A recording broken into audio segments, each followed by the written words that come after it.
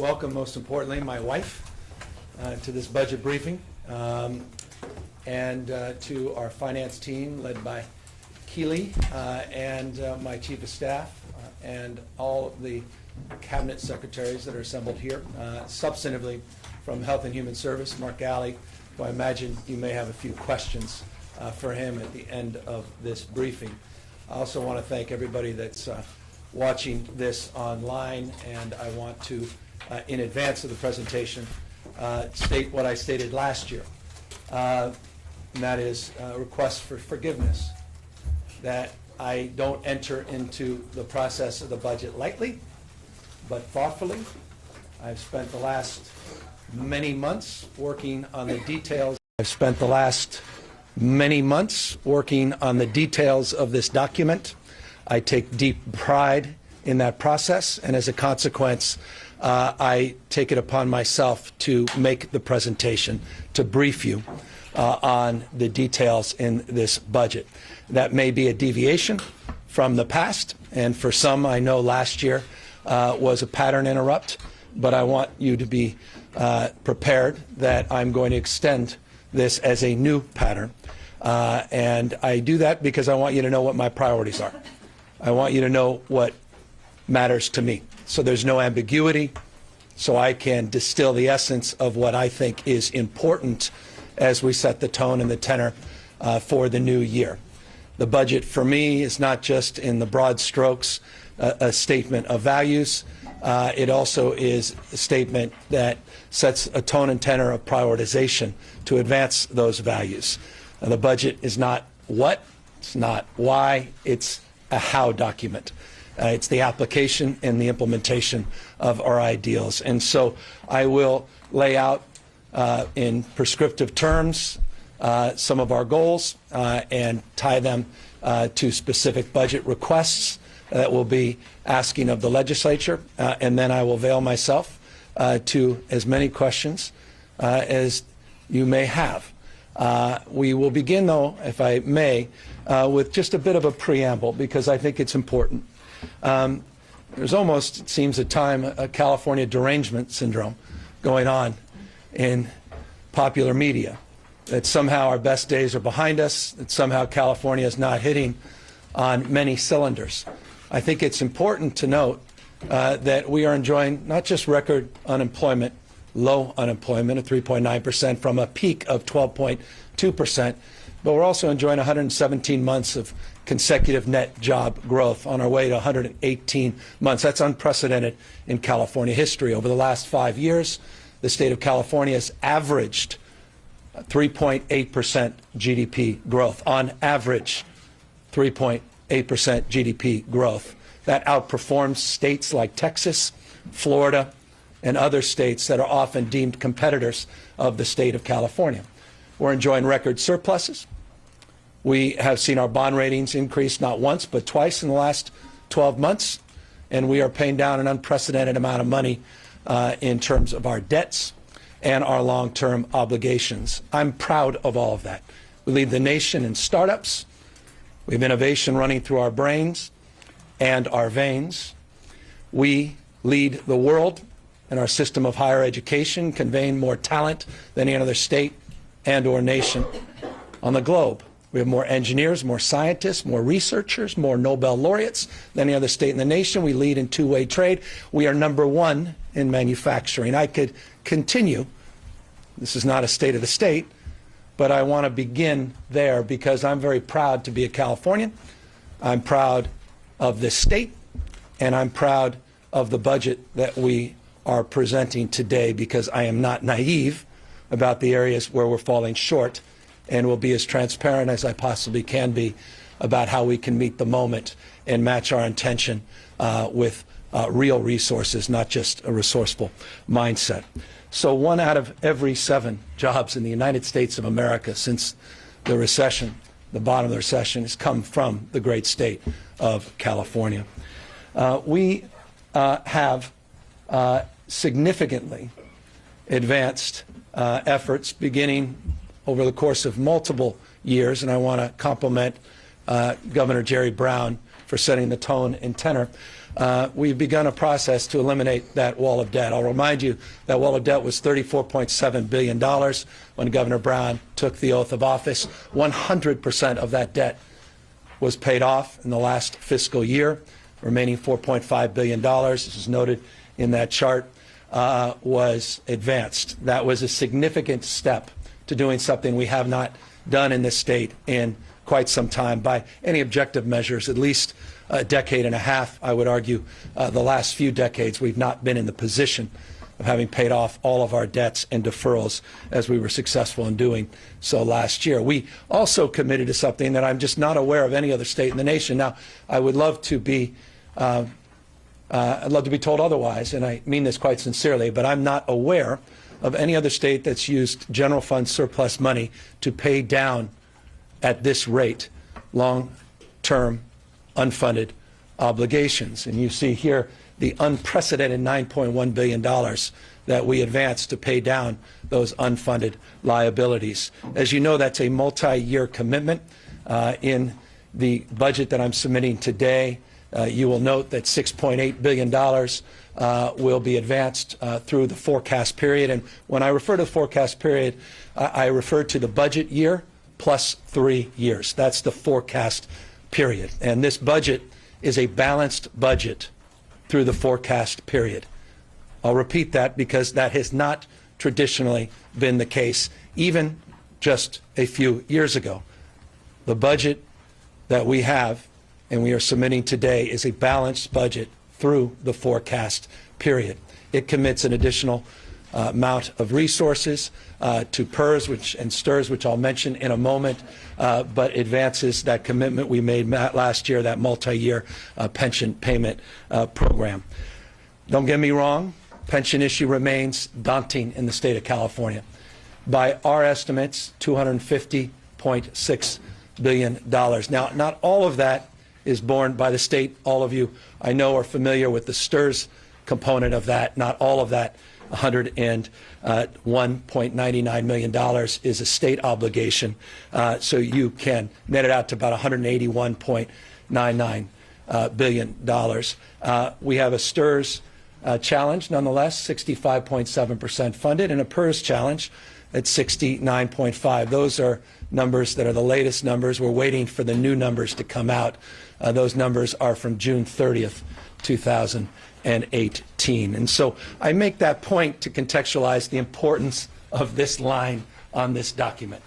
We've got to get serious about those long-term obligations, and we are getting serious about them. We started that process last year. It's a multi-year commitment, and in a moment I'll be talking about additional resources that we're placing to begin the process anew to continue to pay down those unfunded liabilities. As it relates to our rainy day, it's often the first question we get: what does the rainy day reserve look like this year? Well, there you have it. $18 billion. Don't go over here yet. $18 billion from last year's 16. In the revised budget, was 16.5. I can get into the details on that. I've confused you. Nonetheless, it's $18 billion this year, but over the forecast period, we'll get it up to $19.4 billion. I should note, in and around 2021, 2022, it reaches the 10% statutory cap. That's why it begins to slow down moving into the future years. Again, when you have questions, I'm happy to offer some insight and some understanding about what that means and what it doesn't mean. Because remember, the rainy day fund is not the totality of our reserves. This budget includes $21 billion of reserves. You'll recall we have 3 other reserve accounts. We have the special fund for economic uncertainties. That's at $1.6 billion above the $18 billion. We have the safety net reserve. I want to compliment Senator Mitchell and others for the creation, Senator Atkins, the creation of that safety net reserve at $900 million. And this year, because of the economic growth and expansion and the fiscal discipline that's been advanced in this state, we'll be able to contribute an additional $100 million to the school stabilization account. It will now total $487 million. That's remarkable in and of itself, that there is now a reserve account for our public education system. That's something I can assure you when the architects of Prop 98 came together, they did not expect to see in their lifetime. We're very proud that we're seeing it advance today. We are projecting a $5.6 billion surplus. We contrast that to the $7 billion surplus that came out from the Legislative Analyst Office. Let me tell you why it's different. Substantively, we are not including the MCO tax. We'll talk a lot more, if you wish, about the MCO tax. We can't include it because the money is not forthcoming. We absolutely anticipate receiving the MCO tax. We are in firm legal footing. We are grounded in our efforts, and we will advance them as we have. We will follow through aggressively, but that's not included in our projection. We also have some usual multi-year differences with the LAO's office, some carrying balance issues that are distinguished between the two numbers, and then always there's some differences with Health and Human Service. We could talk about those, but we're within the ballpark, and I'm not here to say anything but express appreciation to the incredible work the LAO does and Finance does, and continues to impress me how close they are. In the past, that was not always the case. They'll be updating their numbers soon. They have the benefit soon of the numbers we already had the benefit of having. They'll make those adjustments. So that's the revenue surplus this year. The budget is this is an easy one for you all to remember. Budget this year is $222.2 billion. 2222. Which is 2.3% larger than last year. For those fiscal hawks, that's not 12.3, it's 2.3% higher than last year. The general fund is $153.1 billion. So 222.2 top line, general fund 153.1, which is 2.2%, the general fund above last year's number. We specifically, by the way, just so I'm clear on the MCO, anticipate that with the MCO tax, when we do receive it, which we do include in the multi-year budget, that it will allow us to extend the suspensions on 21 programs that we suspended on December 31st of 2021 last year. This was a point we made in the May revise, clarified any ambiguities. Those programs included HSS, or rather IHSS, some Prop 56 monies, DDS enhancements, diapers, tampons. Those now will be extended by an additional 18 months. Those tax exemptions, particular to the issues of diapers and tampons. We now have a suspension of July on 2023, not December of 2021. We continue to model reality, which is the past does not equal the future. And while we've enjoyed 11 years of economic growth and expansion, that is not a permanent state, though for some, they may feel like it is. We're seeing a contraction of economic growth. Our proposal, or rather our budget, includes 3.4% revenue growth, but it declines to 1.98% in 2022-2023. We're seeing a contraction of expansion. We're not seeing a contracting economy. We're seeing a slowing down of our economic growth. And that is reflected in this budget. But we also continue to reflect expectation, which is a slide you've seen for so many years that I asked the team, please don't show me this slide again this year. But they said, we have modeled, we have updated, and the numbers remain constant. In a recession that's a little deeper than 2001, a little less steep than the one that we experienced after 2007, we'll model a $70 billion revenue adjustment over a 3-year period, which is a $40 billion impact on our general fund over a 3-year period. Reminding you of Prop 98 guarantees Prop 2. So I know some people love running with the screaming headline of the $70 billion. From a budgetary perspective, it is a $40 billion number that is deep in our consciousness and is a deep part of our construct as it relates to the work that we're doing. Let me jump in. We once again get to say this, and I hope I'm back next year to say it again, with the highest level of investment ever in our K through 14 budget. As you recall, last year in the revised budget was $81.6 billion. This year, $84 billion to our schools. That represents a 3.03% growth. We have seen, by the way, growth in the state of California since 2011 by roughly $7,200 per pupil. And I want to bring it down to the school level, and I want to bring it down in terms that I think are most pressing for the state of California.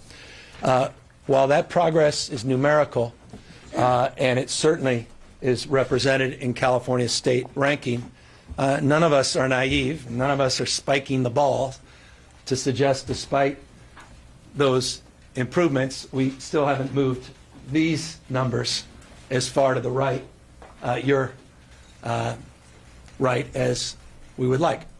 But there's progress, because I read often there's been no progress in the state of California in terms of educational outcomes and achievement, but in reading and mathematics, we are making progress. It's stubborn and it's slow. Someone said to me the other day, boy, I hope you don't bring that slide out, because all you're going to be arguing for is failing more efficiently. That may be one point of view. Other points of view are stubbornly, we're making progress. We can abandon our investments in those areas, or we can double down on them. I would prefer to double down on what's working and abandon the investments that are not working. And so we soberly look at those, but we also recognize that underneath these are disparities that are being closed and disparities that persist. Let me start with the good news. You're seeing for low-income students, you're seeing for Hispanic students, Latino, Latinas, and children who enter in as English learners, we are seeing some steady progress in closing those achievement gaps. Where we are not seeing progress is for African Americans, those with disabilities, and these science scores, if you overlay socioeconomics with race, they are deplorable in contrast to what they should be and can be.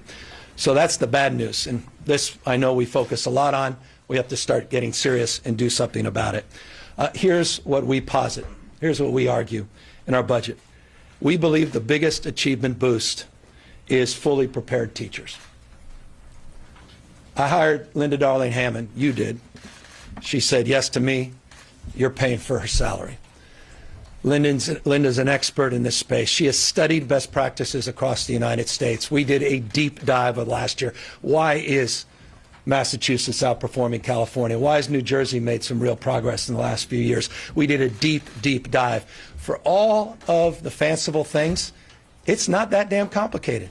They didn't zig to zag. They didn't go from one fancy proposal this year to another new proposal next year to chase headlines and have a bunch of academics applaud the new approach. It was a steady focus on the basics, and none more important than investing in our teachers. And that's why this year we are addressing the teacher issue in a way we haven't in the past, reminding you, not dissimilar to last year, this number is consistent. 75% of the districts have teacher shortages, and we all know in the STEM subject matters, in special ed, that's where the teacher shortages are most acute. We also know that there are 23 low-performing districts in this state that have overrepresentation of African American students, high poverty districts that are overly represented by African American students. It seems self-evident that we should focus and concentrate our efforts in those areas in order to address the last slide, to address the substantive and vexing issue as it relates to academic achievement for our African American students. And so our commitment this year is to go even deeper than we did last year. $900 $900.1 million will be invested in workforce investment grants, professional development grants for existing teachers. $900 million will also support recruitment strategies. We are seeing real issues at the CSU as it relates to the number of people that are entering in to get educated into the workforce ultimately, but that's the feeder system. That's where we're conveying that talent. That's the educational platform. We have got to focus on recruitment, getting more college graduates to consider getting credentialed, and we've got to focus on these specific subject matters where we're seeing deep systemic underrepresentation. And when I say underrepresentation, I also just want to make this point. It's incredibly important that we have a diverse teaching workforce. You look at all the academic research, not only having stable, prepared, professional teacher, but also a teacher that looks like you. That's incredibly important as it relates to particularly African American achievement, and that's going to be a big part of our effort this year as well. We're also going to invest $175 million in this teacher residency program. So while people are getting a full year of credential, we are going to allow them to get the kind of mentorship that they deserve under the tutelage of a great teacher. And we're going to really focus those efforts on special ed and, again, low-income communities. We're doing $20,000 stipends. If you teach 4 years and you teach in a high-needs school, we're going to create an economic incentive, $20,000 stipends. That's a $100 million commitment just in this budget year to award those teachers for doing the right thing and address that stubborn fact that in our high poverty schools we have three times as many unprepared teachers. Again, it's not that complicated. Train your teachers, make them the best, the brightest, incentivize, focusing on underperforming high poverty districts. That's what we're doing this year. $900 million plus an extra $100,000. $900.1 million. We also are providing additional supports that I can talk about in terms of credentialing, beyond that, some work we're doing with classified employees, which are important, and we can get into those details if you wish. I'm passionate about special ed. I think most of you know that. And because I was one of them growing up, it's a miracle that I'm here. Someone struggled with speech, and someone that struggled academically. I had remarkable people that intervened, and I'm standing at this podium with the privilege of this presentation. The special ed issue in the state of California is a crisis.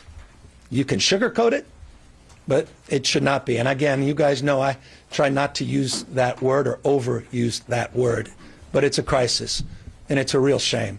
We're better than that, and we're going to do better than we have in the past. Last year, you may recall, we put $645.3 million in the budget for special ed.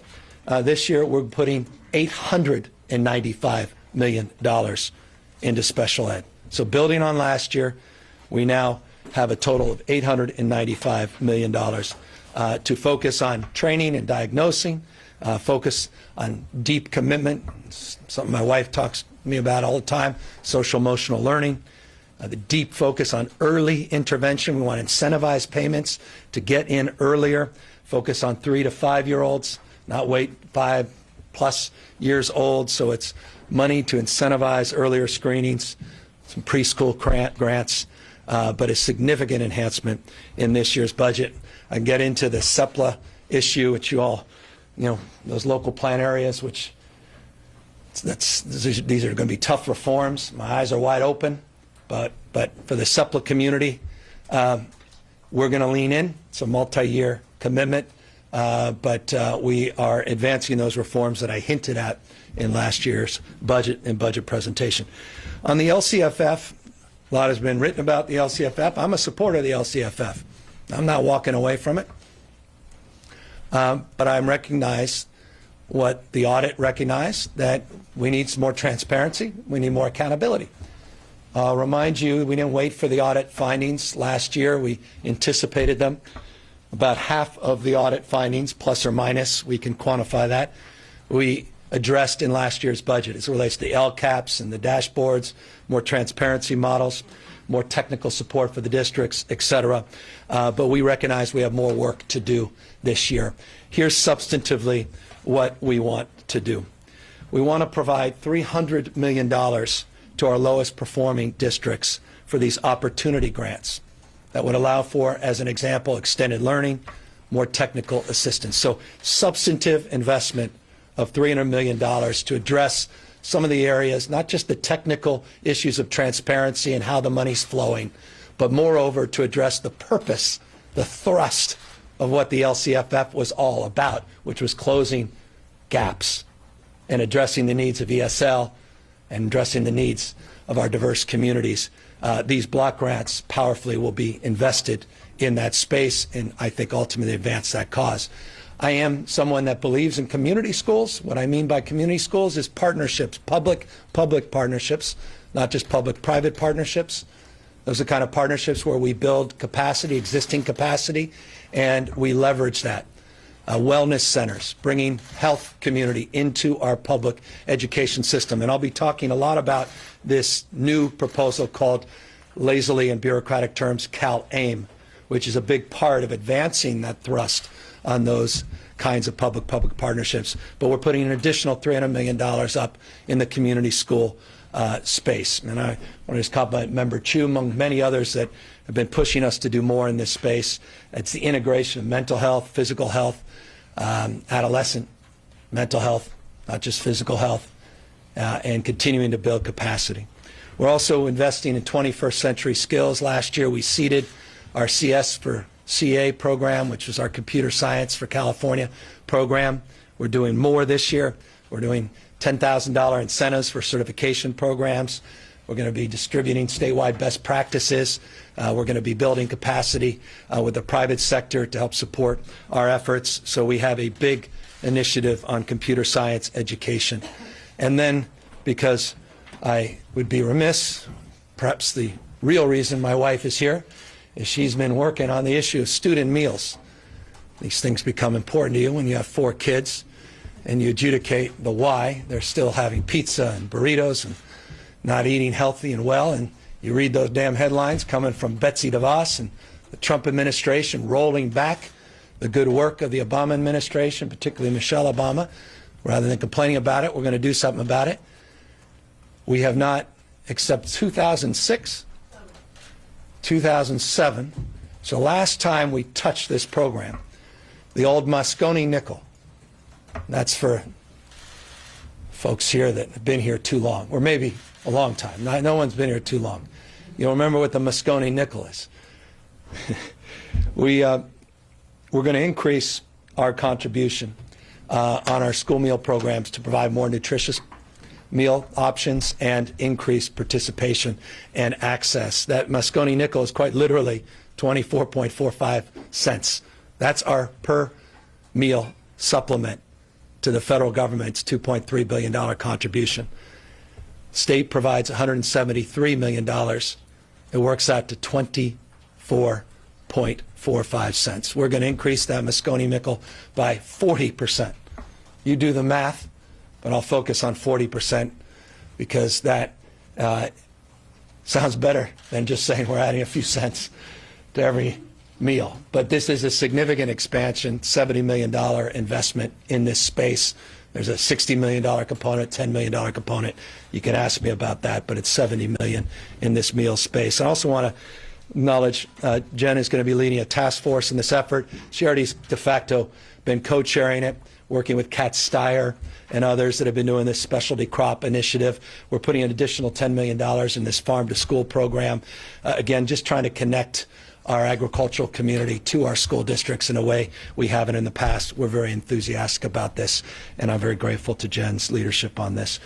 I'll remind you, this sector of the presentation, there's a $9 billion opportunity. I'm not campaigning for this. I just want to remind people we have a school bond proposal on the capital side that will provide $9 billion in this space. If it's passed, I'm anticipating it's passed. If it does get passed, it's $150 million for lead abatement programs, got a lot of attention. That's an opportunity. $500 million for career tech. I can continue down the line. You get the thrust of it. It's an incredible opportunity. And it's also an equity-based bond that focuses on the most on high needs areas of our state, and I think provides justice to every tax dollar. And so I just want to acknowledge Representative O'Donnell, Medina, and others, McCarty, for their great leadership on that and their work. We have another agenda that we talked about last year. It's called the Parents Agenda. We've brought in it because we believe deeply that if you're going to support children, you got to support their caregivers. You got to support their parents. You want to support parents that have families, you got to support their children. So we frame it broadly as a parents' agenda. You recall last year we committed to providing universal preschool for all eligible 4-year-olds. We said we would do that over a 3-year period. We made historic investments last year, not only in new slots, but infrastructure. That's both human capital, workforce, and physical capital, actually building out the facilities, leasing the facilities, retrofitting the facilities. We noted last year this is a multi-year effort. Even if we dumped all the money in the world, we couldn't spend it. By the way, boy, was that not an exaggeration, and I'll get to that point. There's still an unprecedented number of dollars that are rolling over, and that just reinforces the fact that we don't want to go slow here. We just want to do this right. It's high-quality access to affordable preschool and child care.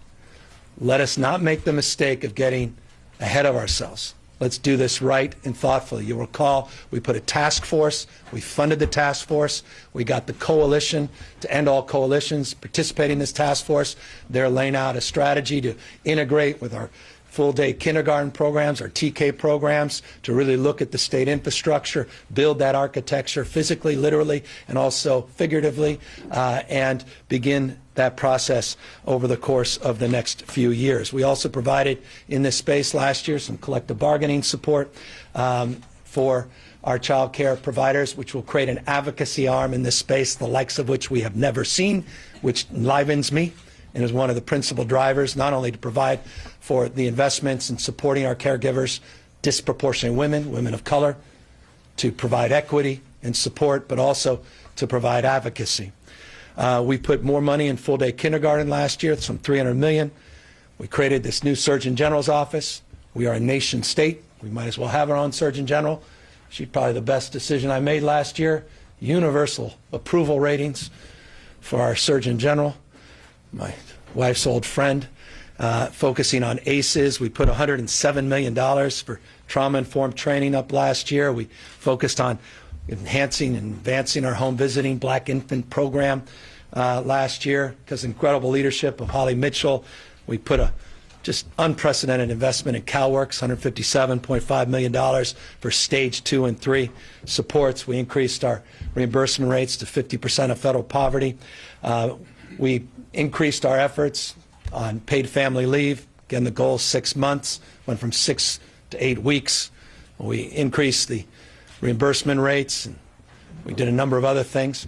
And we created these child savings accounts, which is something I did as mayor of San Francisco, and something, Representative Nazarian and others, Member Nazarian, has been an advocate for, and something that we want to continue to expand. But in order to get to where we want to go, we need to do something differently. And that's why this year we want to establish a Department of Early Childhood Development. We have got all of these groups doing great work, but not together. And rather than reading through all of that, this is what we want to consolidate. These are the organizations, the programs, the private, the public, that all need to come under one roof. This is something the advocacy community has been calling for years. We weren't prepared last year to advance it. I wanted to fund this space. And now this year, we're prepared to roll out this program. Talk about efficiency, talk about addressing the issues of fragmentation. And with this, we will also increase investments. We will do our year 2 commitment of the 3-year. We will get all eligible 4-year-olds universal preschool in the state of California. I will stand up here, God willing, this time next year to advance the final 3rd year of investment. Today we're announcing the second-year investment on enhancing those slots. It's slightly more in this space than we put in last year. Last year, it annualized about $127 million. In the budget year, it was 31.4. In the budget year this year, it's 31.9 million. It annualizes north of $130 million for preschool. We're putting additional $75 million in expansion grants for facilities. And we're taking some of this money that we put in. This was the point I made a moment ago about money's not the answer to every problem. It's incredibly important, but it's not in and of itself going to solve problems. Governor Brown put $100 million into full-day kindergarten. I put $300 million with the legislature's augmentations and supports. We want to put a little more. They want to put a little less. Turns out they were right. I was a little exuberant. I'm glad they put less because we couldn't spend a lot. We still have $300 million left of that $400 million. We want to now roll that over and make some of that full-day kindergarten money available for preschools. Why does that matter? Ask Member McCarty why that matters. They're going to, I think, be pleased that we're going to create some flexibility with this money.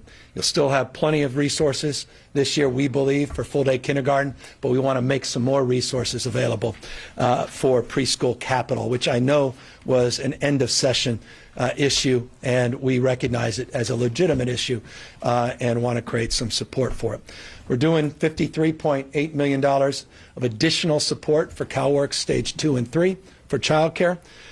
We are going to add additional resources on the cannabis space, which is, as you know, we're using cannabis money to help support child care.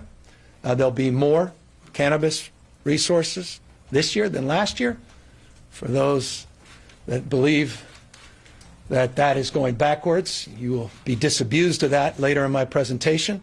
And that is good news from the child care perspective. There's an additional $10.3 million just from the cannabis fund for additional slots. We're going to add more ACEs screening money, and we are going to address the issue of job protection this year for our for our paid family leave providers. That's something that we were hoping to do last year. We are fortunate that we have teed it up for this year. I think that will be well received by the legislature. We got 6 to 8 weeks. We've got a work group that's going to figure out how to finance the next iteration in stages to ultimately get to that 6-month goal. But in the interim, second-year commitment is job protections now being extended for those, providing caregiving and obviously baby bonding, which is incredibly important. By the way, we put additional money up to help small businesses. There's a grant through the EDD department for small businesses.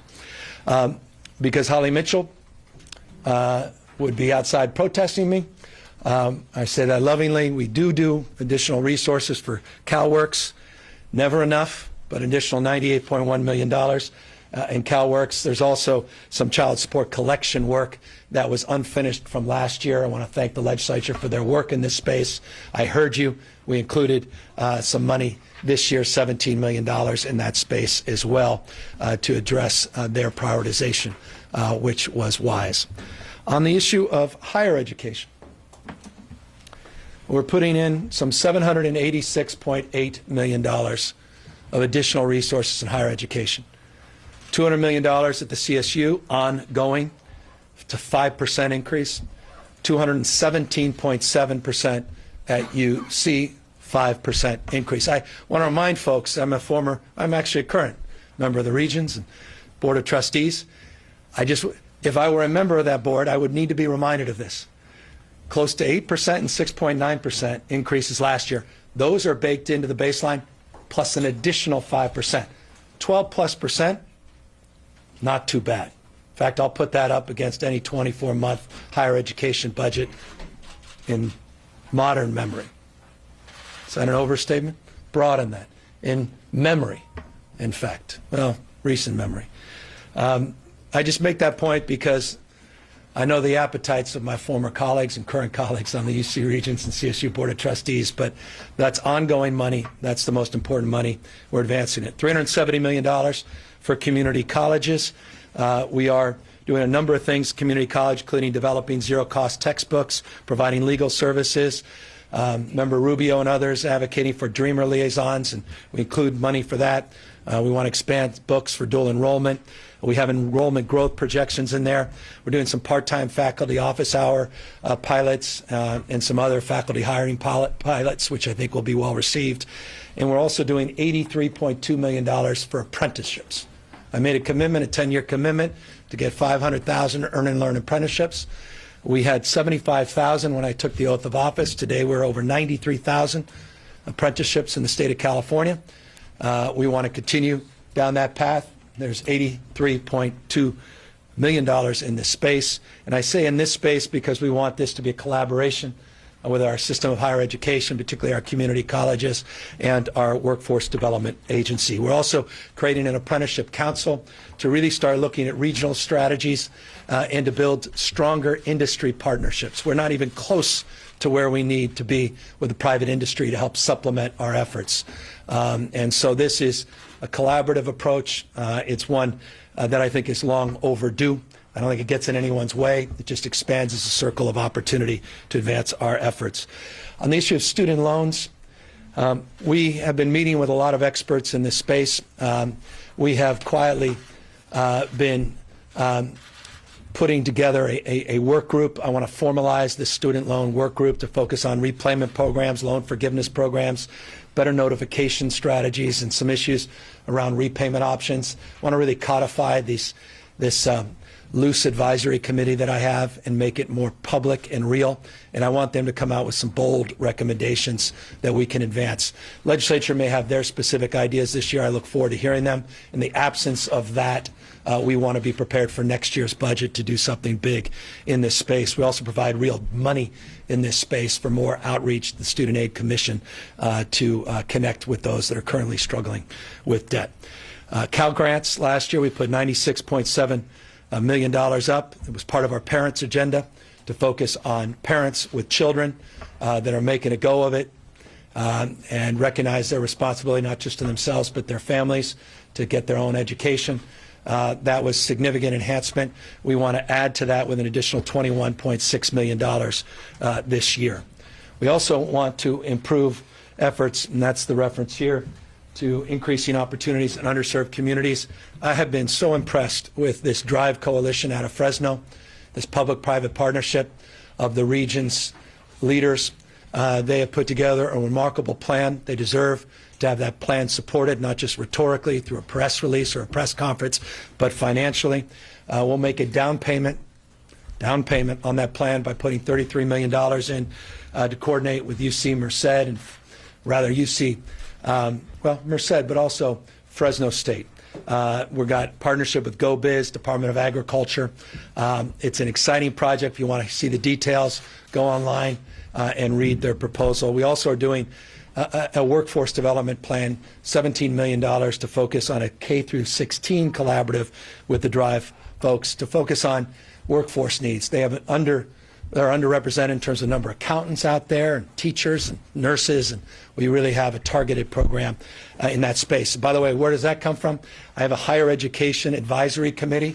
They asked that this be their top priority this year, a demonstration project.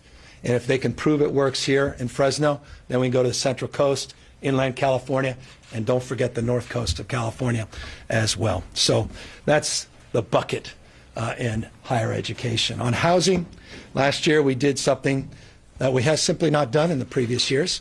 The budget is not the solution to housing, but the budget can help in this space. Last year we put $1.75 billion for housing production. Let me amend that. We committed $1.75 billion, and it was approved. Not $1 went out in the calendar year.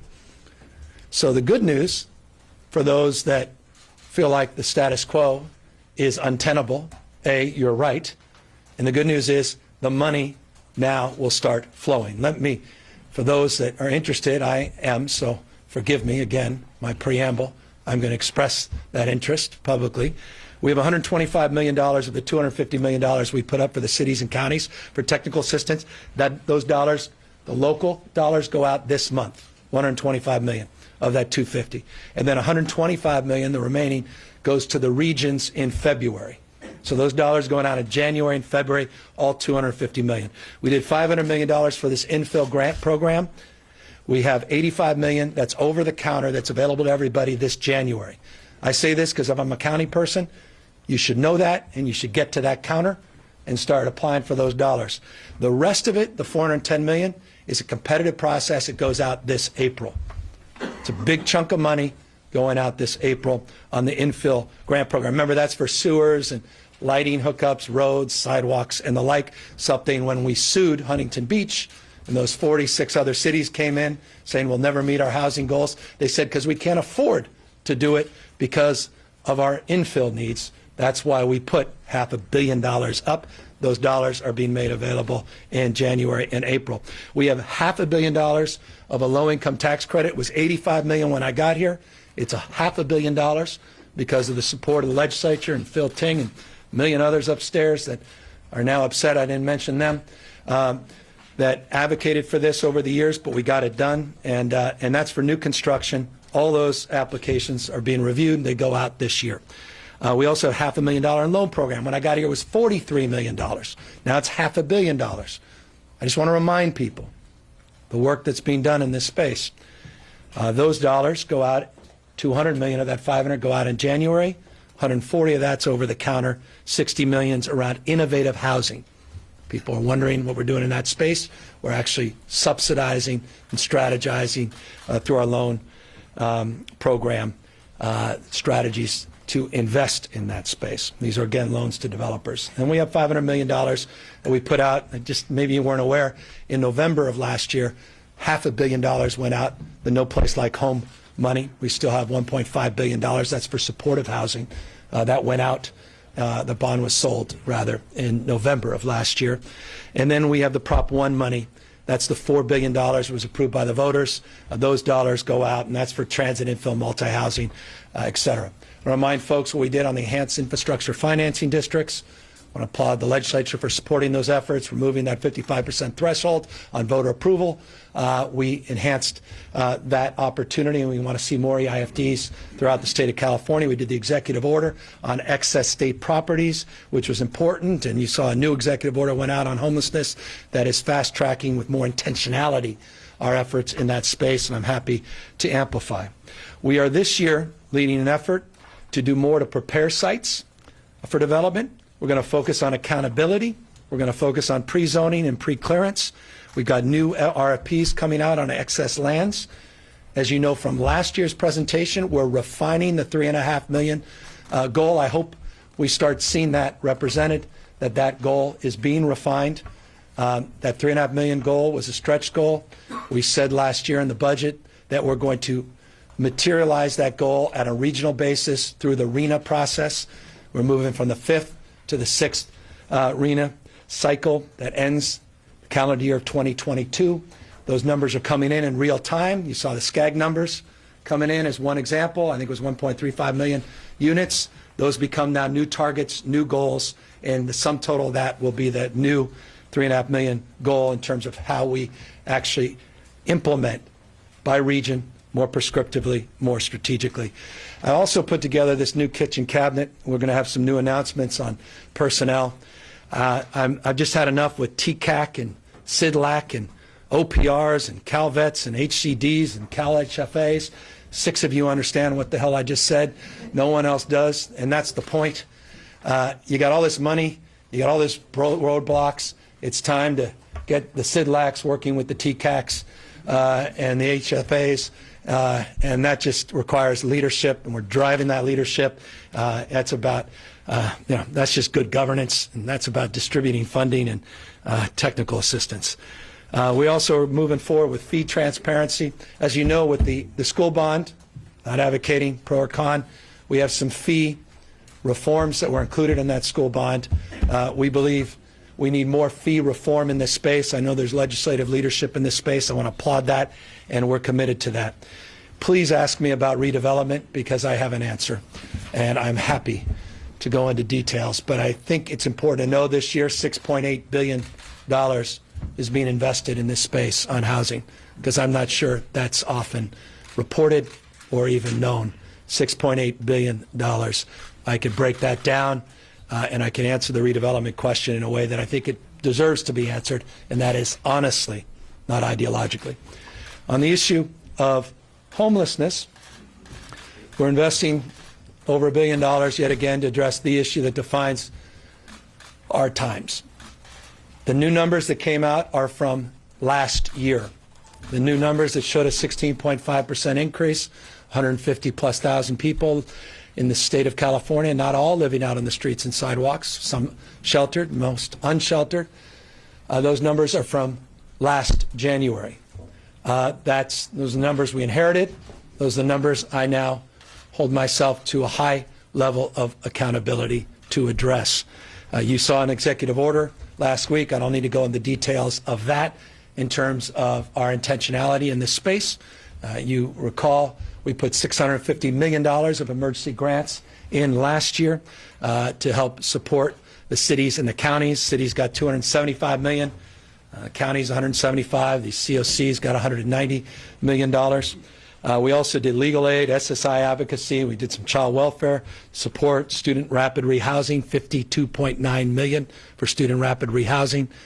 We also put $265 million behavioral health budget last year. So we had about $1 billion last year. We're doing that and some more in this year's budget. But we are doing something else, and it's consistent with my comments on housing. That money, the $650 million, like the housing money, hasn't gone to the cities and counties yet. It's now being distributed. The money is going out as we speak. In the next weeks and months, those grants are going out. This is unprecedented in California's history. I applaud previous administration in their last year for stepping up, but we need to get to the next level. Last year we did. We're getting to a whole new level this year. We can talk about the trailers and the medical tents we're putting out, and those will be out mostly by March as temporary strategies and solutions, but we need to focus on permanency. But that means consolidating investments, integrating our efforts. It means regionalizing our administration. I don't want to just have that as a tagline anymore. I want to codify that. And it means more accountability. Accountability at the local level, not just at the state level. We're many parts but one body. 58 counties, 480 cities, plus or minus. And so we thought this year we want to do a little differently by creating a $750 million housing and services fund managed by the Department of Social Services.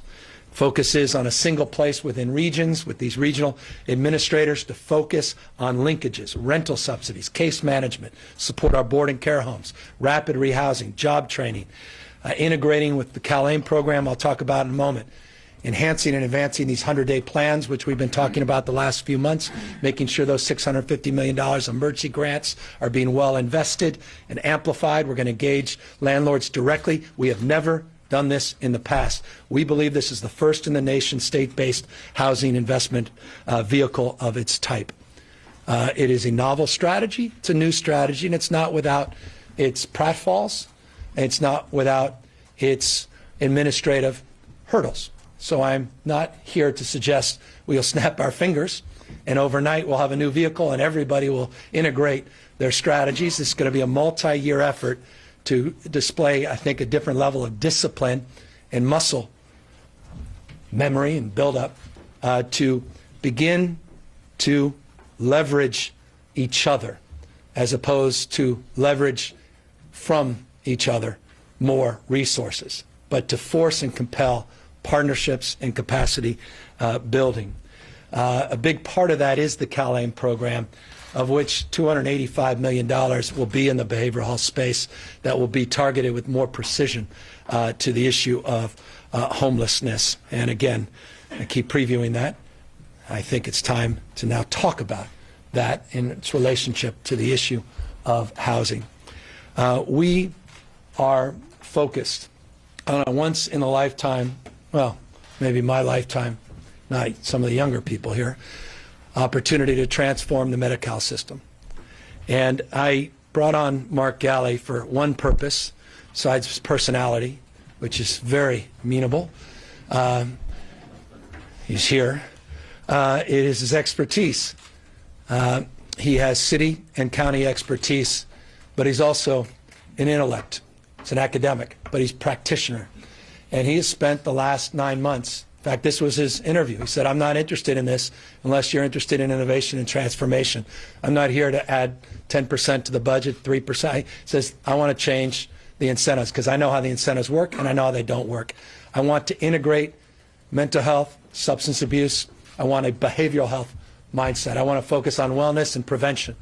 I want to focus on recuperative care. I want to focus on driving more Medi-Cal dollars, which is Medicaid dollars, to housing, rapid rehousing, to subsidies. I want to focus on the chronic, the high utilizers. I want to reduce costs, take those savings, and amplify programs like whole person care that are working. I want to do whole person care on steroids, a word shouldn't have used as a medical professional, but nonetheless a point of emphasis that we want to take whole person care and expand it statewide.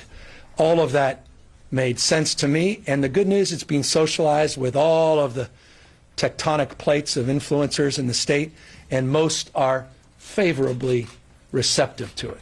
They want to see more details, and so do all of you, and that's the job of the next number of months, to flesh this out, to work with the legislature and advance this new national model. If we do this right, no one in the United States will have done something as transformative as this. You want to ask about what we're doing on behavioral health, mental health? This is it.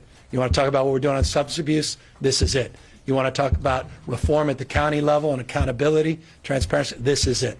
You want to talk about stabilizing high utilizers and addressing the issue of homelessness and housing? This is it. And you also want to talk about wellness centers and schools? It's also part of this effort as well. Partnerships, capacity building. We're going to submit our request to the federal government, because this requires not just support of the legislature, it requires a waiver from the Trump administration. It's called the 1915B waiver. For the two of you in this room, that we're happy to hear that. It is not an 1115 waiver. That's the past. This is a 1915B waiver. That's the future, and we're investing $348 million of general fund in this space, $695 million overall in this space, in this budget. I can regale you about the work we did on Medi-Cal last year with Prop 56 monies and all the reimbursement enhancements, the loan repayments of $120 million. I just want to remind you of all of those things because they're important. A lot of those bleed into this new year. We're building on all of those things. Though I will say, for those that are interested, Prop 656 is a declining revenue source. That's the whole point. You want to increase tobacco taxes. The idea is to reduce consumption. We're going to backfill some of those losses, particularly for the Song Brown program, other programs that we think are top priorities, but we project a 3.9% reduction in Prop 60 or 56 money in this year's budget. We also want to talk more broadly about behavioral health because we're going after parity. Mark my words, DHMC is getting in the business of real enforcement, not tacit enforcement. I want to prepare folks for some high-profile fines. They will do their job. I don't need legislation to do that. I don't need, be encouraged to do that. They just need to do their damn job, and they need to go aggressively on parity.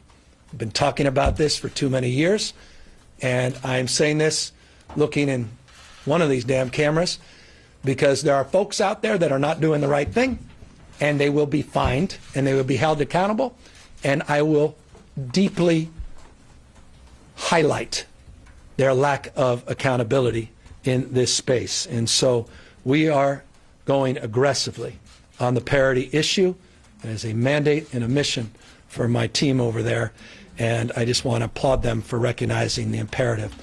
We want to reform Prop 63. I can get in the Q&A about some of our thoughts. We've been working with Darrell Steinberg. It's inspiration.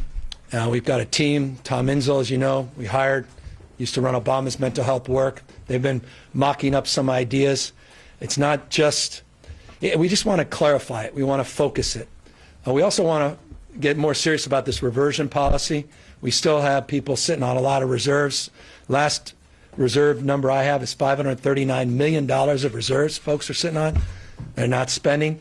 We believe conservatively 161 million of that is imprudent. They need to spend it, or we're going to revert those dollars back to the state and reinvest it. But we're going to get more aggressive in that space. That's an administrative function, but it's also reform. So it's not just legislative reform. It's not just ballot reform, though everything's on the table. But it is reform. We want to focus more acuity on homelessness, the justice system, first episode psychosis for youth and young adults, and workforce. That's the mantra coming from Darrell Steinberg, Mayor Steinberg, and Tom Insel, and they're right, and we want to reinforce that. We're going to have a new work group that's going to work on that, and we're going to look at the Landrum-Petris Short Act. And look, I'm a civil libertarian, and I'm deeply sensitive to about the civil liberties issues, and I'm going to maintain that sensitivity. I'm not here to alarm anybody. I'm not here to enliven, or rather create anxiety. I am here to enliven. That act was conceived when I was conceived. And the world's changed, including me.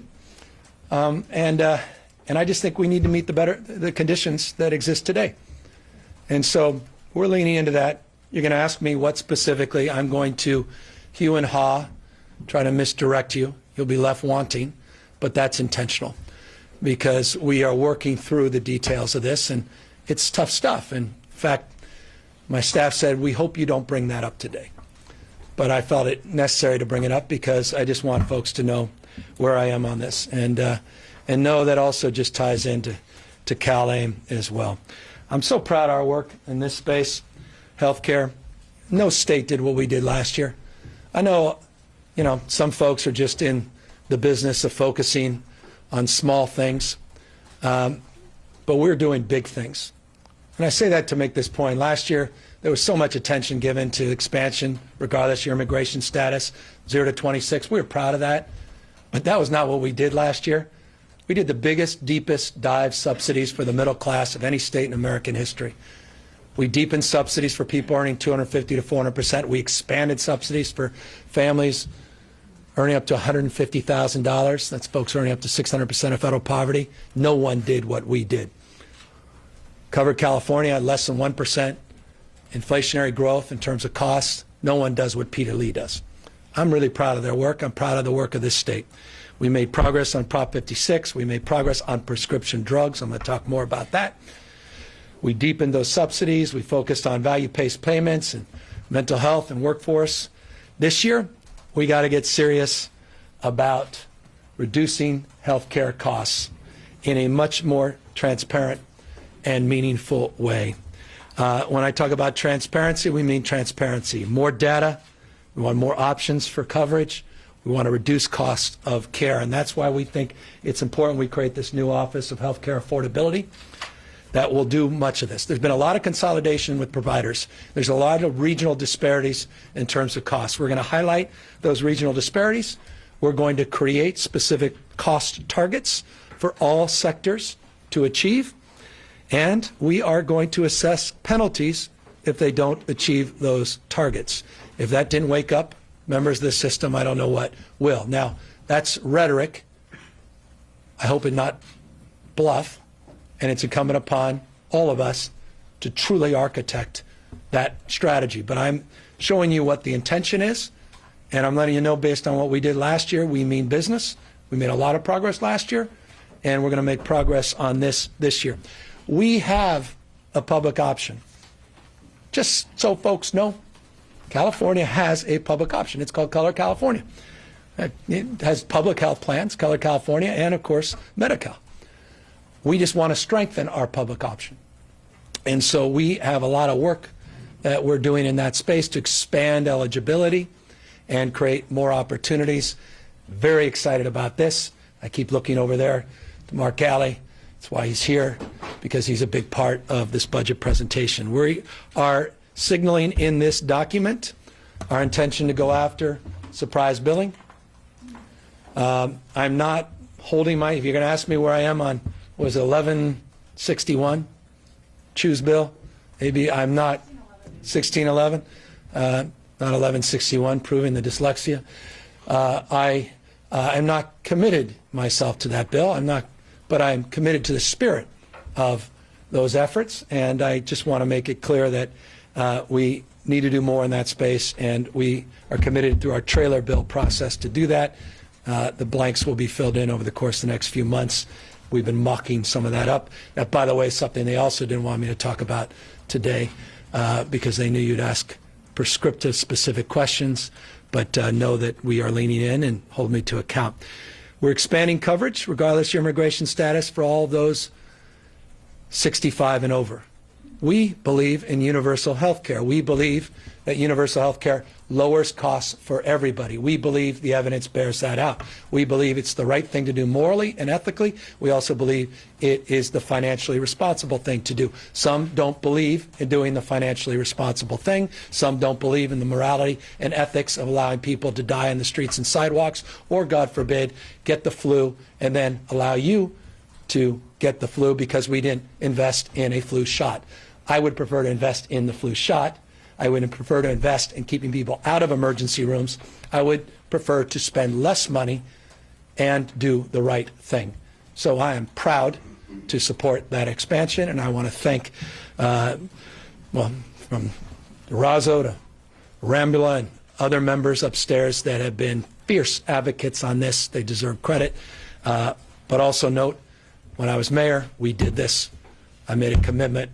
We're following through. And you'll ask me, what about everybody else? And I will caution you, that is a huge price tag on the front end that right now we cannot absorb, but we can build on last year's work. Interestingly, that's $64.2 million. I can't wait to see some reporting suggesting it's the entire $222 billion budget. It's $64.2 million in this year's budget. If you are curious, it will annualize at 320 general fund. That's 27,000 people that we project, but that's a moving target. You've seen 25,700. I saw another report that was 28,000. I'm offering today's number, 27,000. Prescription drugs, we did a lot of work last year on a single purchasing plan. We did pay for delay strategies, more transparency on increases. We did a lot on that bulk purchasing that we anticipated would save us $393 million. Here's the good news. We think we'll save $456.6 million in the out years, not $393. That includes, by the way, 340B savings. For the two of you in this room that are curious about 340B, and those watching at home that are impacted by this, we are going to invest $105 million to deal with 340B clinics' loss of revenue. So that should address Member Pan's concerns.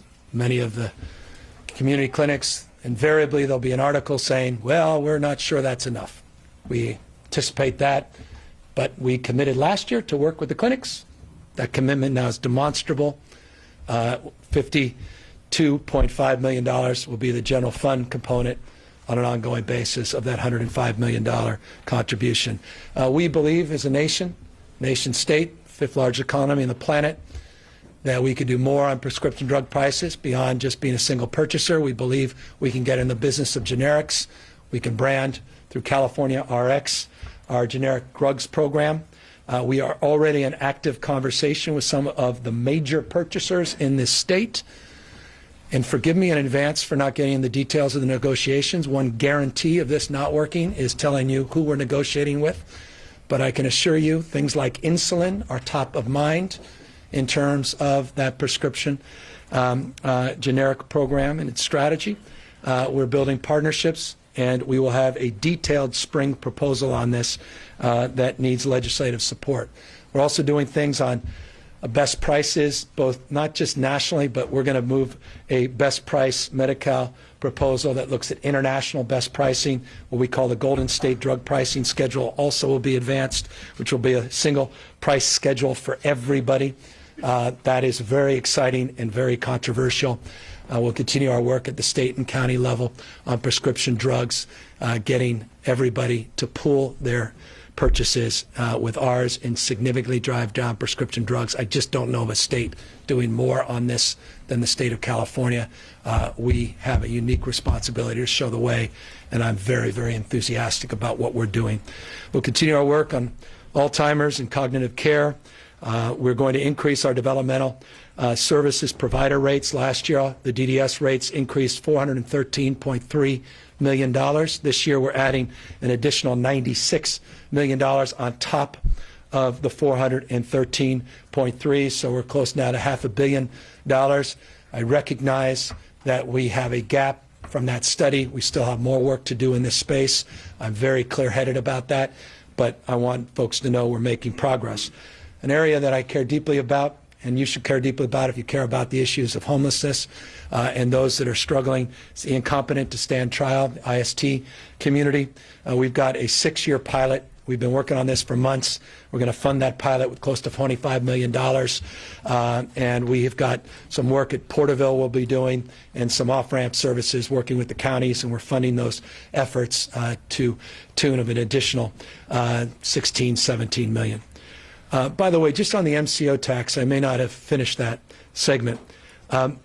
We project we'll receive $1.2 billion in 21-22. That's why it's not included in our budget. The full $1.9 billion, remember it's a 3-year tax, $1.9 billion is its annualized cost.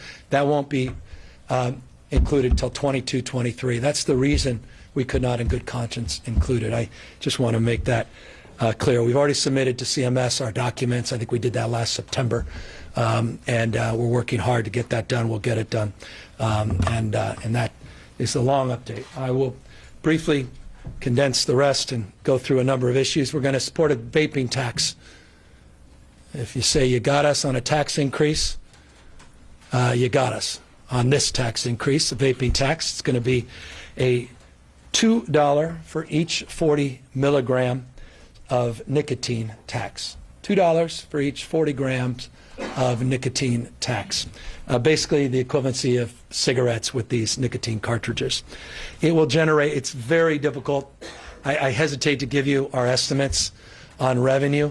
It's in the tens of millions of dollars, but because of the legislative cycle, it's a half-year estimate, but it's in the tens of millions. If you want a number, go with 32-ish, but it could be 70, it could be 20. It's just, it's an estimate. But we are moving forward with that, and we're going to do more than the federal government did on the flavors. And I just want to thank Jerry Hill and everybody else upstairs for their leadership on this. Just know I'm all in for what they're doing. I talked about economic growth, economic expansion. We need to talk more about inclusion. It's growth and inclusion. Growth without inclusion is a society, a 2-class society, not a 3-class society, and we're increasingly moving to a 3-class society, losing our middle class.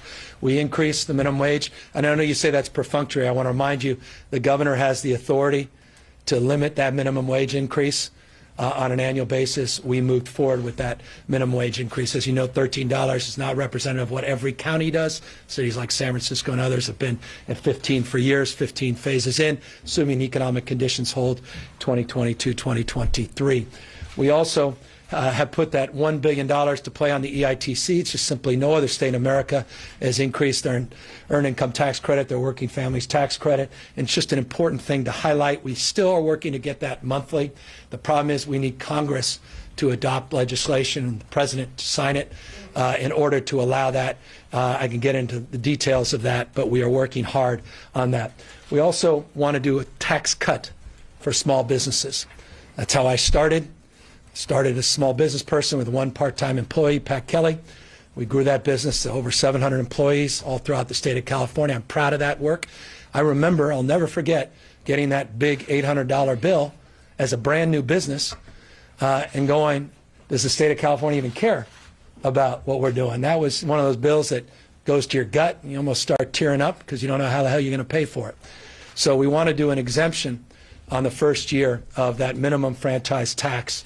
It's a $100 million commitment to small businesses to encourage LLCs, non-corporations, partnerships to get that same 1-year exemption. So that's included in this budget as well. We're also putting more support and enforcement under AB 5. I will remind you, AB 5 was state law before AB 5 was a state legislative effort. Dynamex was state law when the California Supreme Court advanced it. The codification of it was AB 5. There are a lot of amendments, a lot of movements. I imagine many of those will continue apace, anew, into the new year. A lot of litigation, obviously, in the space. But my job as executive is to enforce the law and to support Julie Su and her great team that is overwhelmed by workload and investigations. We're going to provide $17.5 million to help them in this space. But we also want to help businesses understand it.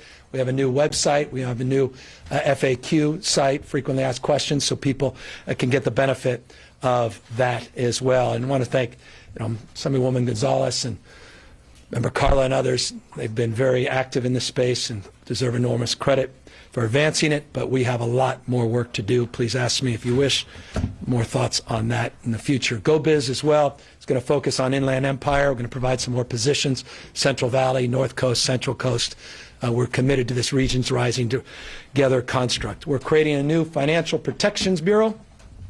This is a big deal. Again, nation state, fifth largest economy on planet Earth, running record reserves, ongoing surpluses. Contrast that to the Trump administration's record deficits. No reserves. They're getting out of the financial protection business. We're getting into it. So we're going to change DBO, the Department of Business Oversight. We're going to rename it to Financial Protection and Innovation. It's going to be about facilitating new innovation, fintech, others, but also about enforcement, expanding scope and tools to go after debt collectors, to go after payday lenders and the like. We're going to resource it with a $29.2 million 2-year commitment, or at least that's about 18 months, 44 positions, new year, 90 positions. We're going to protect consumers from unfair and deceptive practices better than we have. I don't want to overstate this, but we're excited about it. Trump's pulling away, state's asserting itself. We care about parks. I do. We don't talk about parks enough. We should. Trivia, the last state park that was procured by the people of the state of California that was north of 45,000 acres was what year? 1944. I hope I'm right about that, because that would be embarrassing. We are poised to make up for that. And we have put money in this year's budget. I can't identify the park because then the price goes up. So just know we're in the process of procuring a new park. Remember, parks are the lungs of our communities. We also want to democratize access to the parks. And I know Member Lamone and others have been working on this outdoor education grant program. We're going to put $20 million in that space. We're going to do some free passes.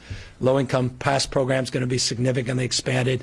There are a lot of other investments in state parks, but we're very, very excited about the work we're doing here, including $35 million Tijuana River, including $18 million on the New River to deal with the solid waste issues around the city of Calexico. Pollution capture devices at Tijuana River. This is exciting. You've got the new MCA or whatever, NAFTA slightly changed so Trump feels better legislation, but they added a few $100 million in that space. We got a $6 million. There was a $6 million appropriation. I think Feinstein or others got that, and then we're putting another $35 million. So it's stacking up real focus and energy on those issues. We're putting $66 million. Again, this may not be big ball for some, but I think it's really important. Protecting fish and wildlife. We're putting more money in this urban flood risk reduction program, $66 million in general fund, $35 million in this water resiliency portfolio projects. You saw we put out that water resiliency portfolio plan. We want to start financing some of the projects. We got over $257 million of Prop 98, or rather 68 money that will be rolling out in this year's budget. And we also did something very meaningful on the local groundwater management. $60 million we're putting up to deal with SGMA. This is money I don't think people expected. Grant programs, technical programs, very important to provide technical assistance to agencies for SGMA.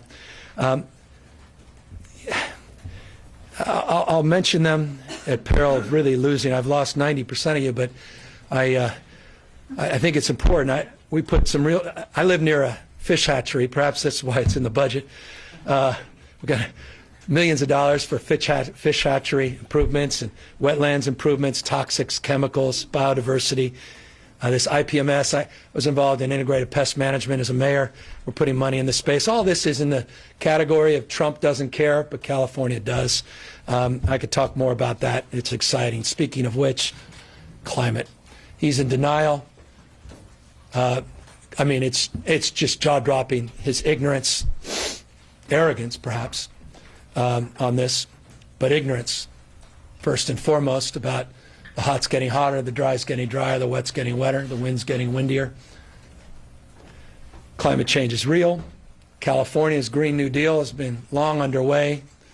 I know we've got contemporary consideration to amend it, but I want to help fund those amendments. And so this year, we have laid out a $12.5 billion 5-year commitment to climate resiliency.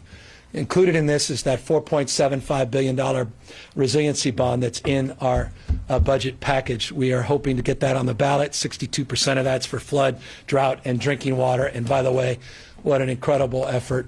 Thank you to the leadership upstairs for getting that safe drinking water initiative done. That was heroic. We should be proud of that. We want to build on that with this resiliency bond. We have $965 million. This year, $965 million in cap and trade. It's 4.8 over, again, a 5-year period. The reason it was higher last year, as you recall, we spent down some of our reserves. We want to create, I appreciate Cal Matters had a nice piece today, an explainer on the Climate Catalyst Fund. This is very exciting, and this goes to, I know that Bonta, others had a press conference. People say, well, how are they going to fund it? Well, this is a way of helping fund some of those Green New Deals. This Catalyst Fund provide $1 billion over the next few years. We are going to provide 0 low-interest loans. I've talked a lot on the campaign trail. Most of you may have missed it about the iBank. Been long thinking about how we can make the iBank more meaningful. We want to utilize the iBank as the vehicle for these revolving loan funds. Focus on smart ag, focus on sustainable food processing, focusing on methane capture. You get the gist of where we want to go. $250 million is included in this year's budget.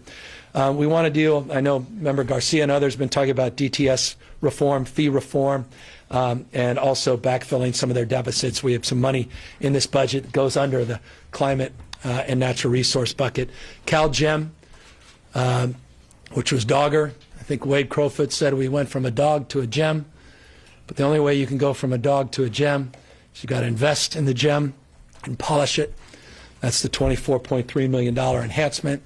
Only 63% of our activities, forgive me, 68% of our activities are currently being enforced. This will get us to 100%. Focus on decommissioning, support plugging and abandonment, strengthening and streamlining our regulatory structure.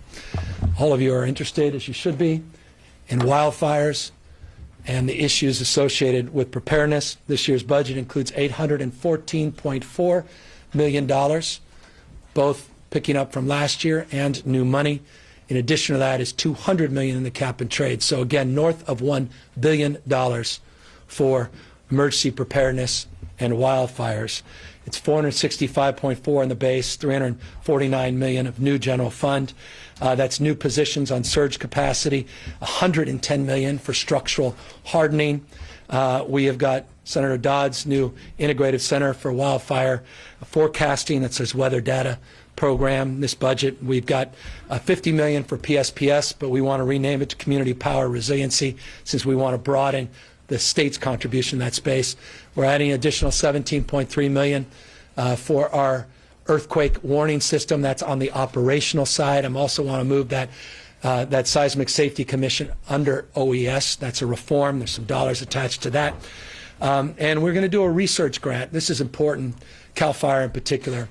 These guys are out there doing heroic work, all the chemicals and smokes in the forests. We want to do a research proposal, or want to advance one with Cal State San Marcos. We put money in the budget for that. I think it's just important to highlight that because they're important to highlight and we are supporting our firefighters, CAL FIRE in particular, in unprecedented ways in this budget. $80 million additional enhancement for LIDAR. I can talk to you about what LIDAR is, what it isn't, but that's also money that we are including in the budget. Remember, we did Blackhawks, C-130s, we did new innovation, Sprint, new cameras. All of those things are part of the baseline that we're continuing into the new year. We don't have to do the 911 this year because we substantially addressed that last year with the fee. PSPS will not be as high as it was the previous year, and a lot of those PSAs we don't need to be advanced as ongoing.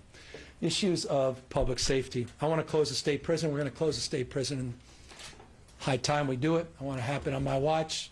I hope my watch extends around 2023. Some say it may take till 2024. I should say 2022, so we can get it done in 2023. Let's just say between 2022 and 2024, we want to get a state prison closed. Why do I give you a moving number? Because it's a moving target daily. We've got to hit that 137.5%. That's court mandated on our prison population, but we've gone from that peak around 167. We've dropped that down significantly. We're hoping to get an average daily run around 123 plus or minus 1,000. If we can do that and stabilize that, we don't have these tough on crime initiatives that created the problem in the first place, I think we may be in a position to shut down these contract facilities. Remember, we cut down that last out-of-state private prison. That was the right thing to do. We've got 6 private contracts. 3 are public, 3 are private, I should say. We have 3 contracted prisons, to be more precise.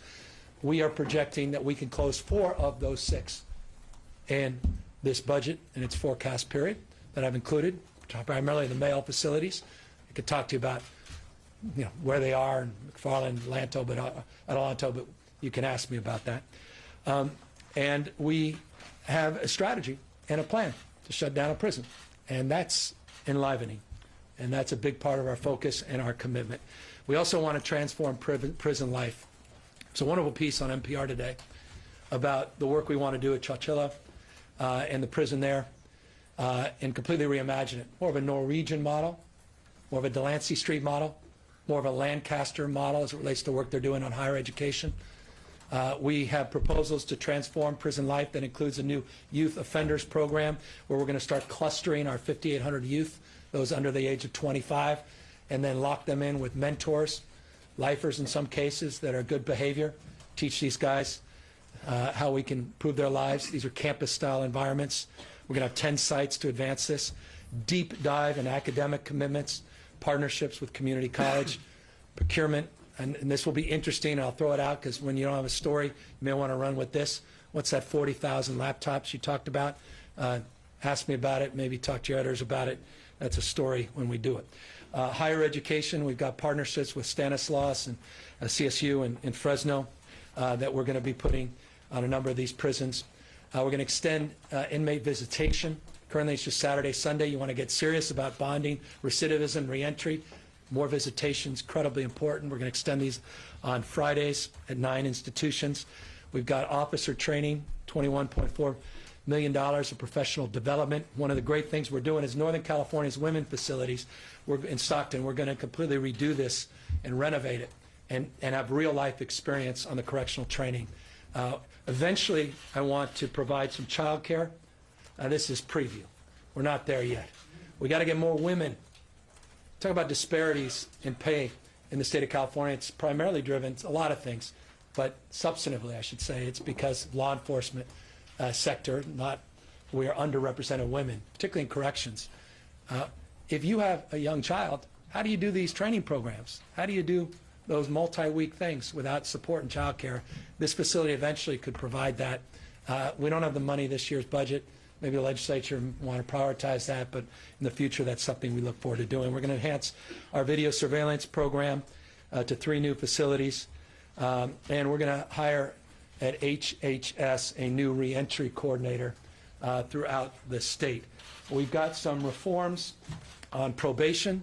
I think probation should be no more than 2 years max, not 5 years for felonies. And I believe for misdemeanors, it should be no more than 2 from 3 years. This will be controversial because it's a change. But why do I believe that? It's because the data and the evidence and the science bears out. You front load services, those first 18 months are determinative. The back end, the long tail, is not so determinative.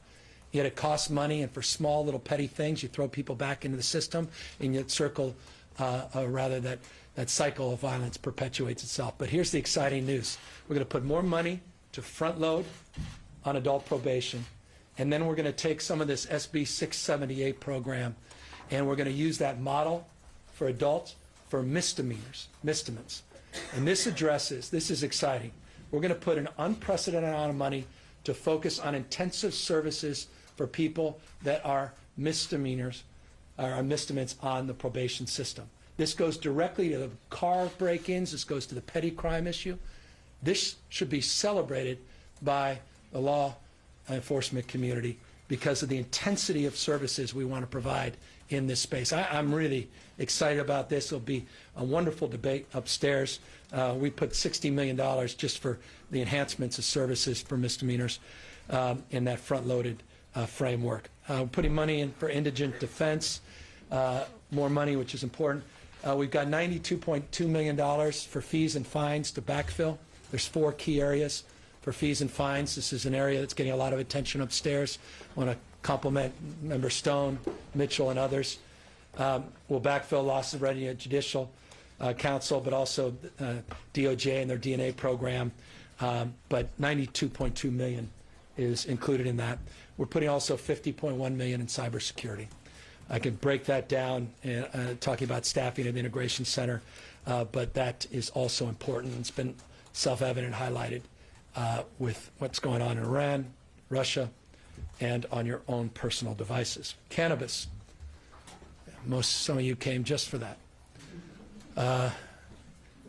We're going to create a new Department of Cannabis. We're going to consolidate the Bureau of Cannabis Control, Department of Public Health functions, Food and Ag functions, bring them all under one roof. Joan Sawyer, and Bradford, others, been talking about this, McGuire for some time. I thank them for that. We're projecting $550 million of revenue next year in the Cannabis Fund. This year, we had projected $434 million. I don't know why. I read often that somehow we've fallen short of our projections. I don't know who we are.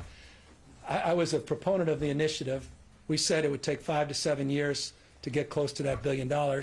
We're marching in that direction. It's plus or minus, but there's sort of a sentiment out there that somehow we're slipping on this. I don't see it, and I think the new numbers are going to come in north of, for the fiscal year, they're going to come in closer to $479 million, which is above our projections last year. So I feel confident we can get to $550 million in the new year. By the way, $332 million of that, $479, is being invested back into our programs for children, youth, and family, open space, and the like. So it's exactly what we said we were going to do. We're doing it.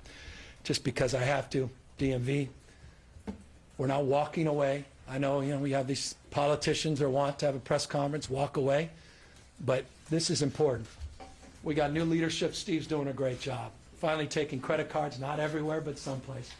We went from 130 minutes when the world came to an end and the sky fell and everybody upstairs was screaming and yelling for good reason. We're down to 33 minutes. Anyone happy about that? No. Is that spiking the ball? No. Is there a mission accomplished sign? Absolutely not. Are my eyes wide open on the Real ID program coming in October? Absolutely. Are you excited to write about the stress around that? Of course you are. And so that is anticipated, and here we have a new website and a chat box to address the Real ID program. We are annualizing over $200 million of last year's commitment in this space. We are serious about the reforms at the DMV. We're serious about continuing to advance those reforms. And I just want you to know that I'm really proud of the new leadership team. I'm proud of the men and women at the DMV. And you know what? They get their teeth kicked in a lot, but they're doing a really wonderful job under difficult circumstances. I know it's a tough institution to change, and I know it's a retail face of government. I know all of us are frustrated by the status quo, but some progress is being made. We're not giving up on that progress, including, by the way, $200 million of additional IT procurement that we're going to invest in this space. Briefly, and we are done, Veterans, we're going to do more resource investment in our Yountville, Barstow, and Chula Vista sites. Arts Council is going to continue to get significant increases in revenue. We're going to continue to invest in our Cal Volunteer program. We believe in what we'll eventually call our Shriver program. My hero is Sarge Shriver. It's about amplifying the energies, communities, and we've got a great new leader in Josh Friday who's there. And I want to thank Archuleta, by the way, on the veterans work. He deserves tremendous credit as chair to push us on some of these reforms. Final thing, for those that love pets, those that don't, we want to be a no-kill state. We believe we can make progress on that over a 5-year period. We want to end euthanizations for dogs and cats. We've got a partnership with UC Davis. We want to invest $50 million in that space. That's important to many people. It's important to our family, I imagine to your family as well. We have programs and investments in CalFresh that we're going to make to support our food stamp programs, which are important. And we will enhance and advance our 5-year infrastructure program this year. It totals $53.3 billion, 76% of it in the transportation sector. I might as well have just included this in the climate sector because 40% of our greenhouse gas emissions come in that transportation sector. We are linking, as you know, locking in gas tax dollars as prescribed by the voters. Anyone who says otherwise is, I think, intentionally misdirecting. Locking those dollars in, but also beginning an integration on our low-carbon green growth strategies with our infrastructure investments. And you'll see a lot of language in our plan in that space. That concludes. No one more happy than seems my wife. That concludes the briefing. And I want to just thank everybody and just reiterate final few points. Resiliency, reserves, one-time money, disproportionately being used for one-time investments, building on historic reserves, prudence, caution always, but also investments, investing in our growth, unprecedented in wildfire, homelessness, issues related to affordability and health care, and obviously education and progress that we really want to start seeing in our K through 12 education system, and the efforts to double down on that as I think the top priorities and takeaways from this presentation. Happy to answer any questions. You know, homelessness is the issue we've been taking the most heat on. With this $1 billion investment now, what can you tell Californians, when can you project to Californians that they will see a measurable decline in the number of encampments in their cities? That's one thing that people are asking you about. I'm not the mayor of California, I'm the governor of California. And we need to advance partnerships in collaboration with our cities and counties. We need more transparency and accountability at all levels, including the federal government, to ultimately answer that. But here's the good news. The state of California has, with respect, not been focused on the issue of homelessness over the last decade, 2 decades, many decades. Last year, we focused an unprecedented amount of attention, mind share, and money in this space. The money is finally going out in January and February in this year. Unprecedented amount of money going out to address the issues of rental subsidies, board and care facility concerns, rapid rehousing, behavioral health, opening up slots, making slots available, address subsidies as it relates to vouchers, addressing motel, hotel conversions. The ability to amplify what's working at scale now presents itself in a way it's never been the case in the past. That's the $1 billion from last year.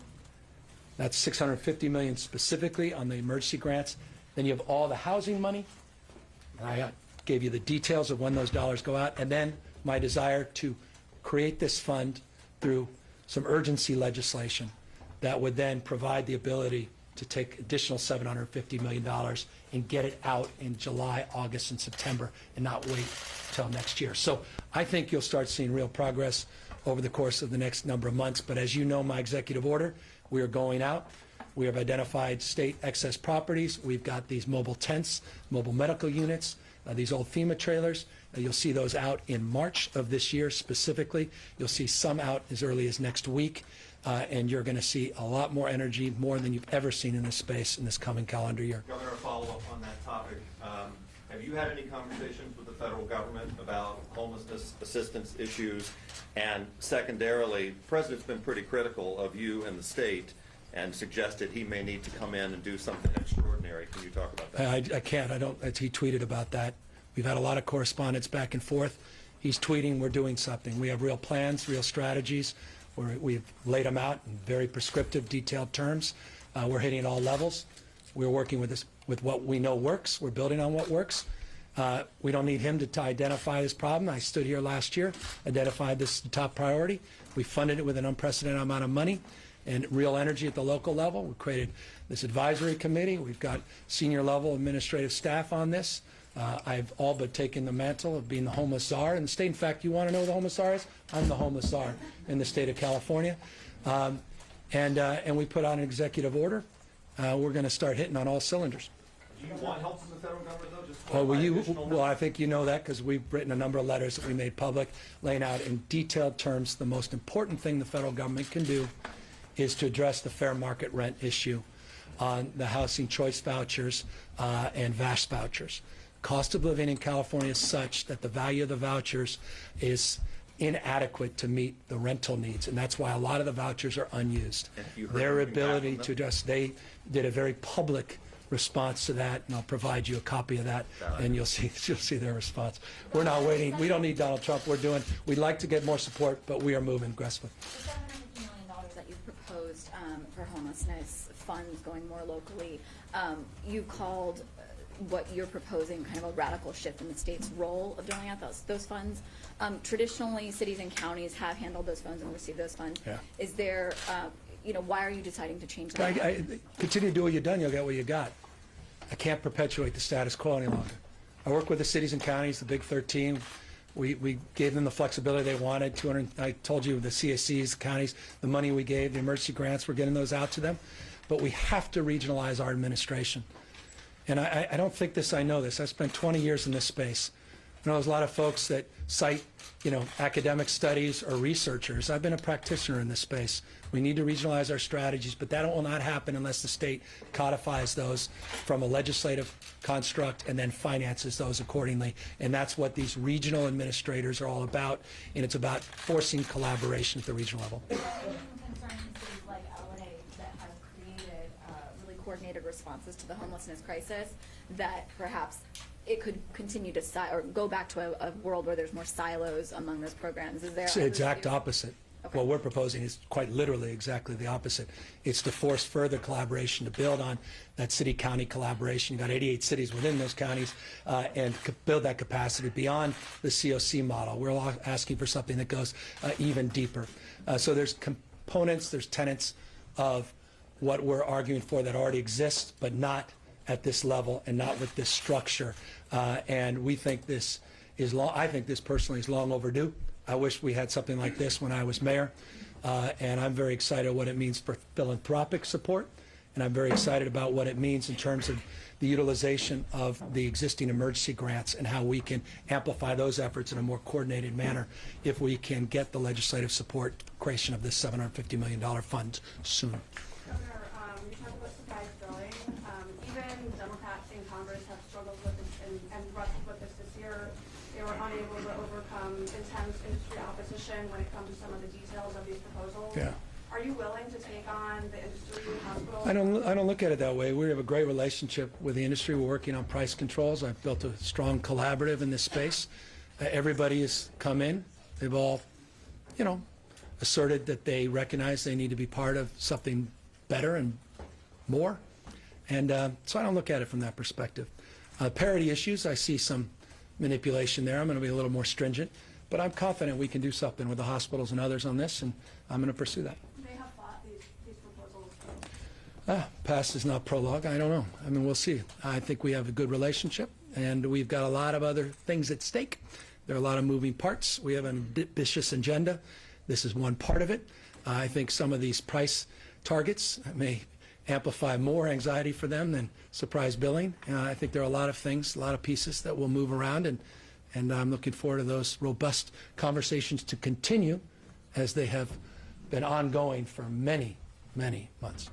Governor, I know you've expanded Medicaid or Medi-Cal to cover those 65 and older regardless of immigration status. Did you expand the earned income tax credit to also cover? Not included in the January budget. Okay. What's the distinction you made there? Why for Medi-Cal but not for the? Well, I-10 is about the working families tax credit. The distinction is, one is health care, a right from my perspective. One is allowing working families to keep more of what they earn. I distinguish the two. And it's also a question of capacity.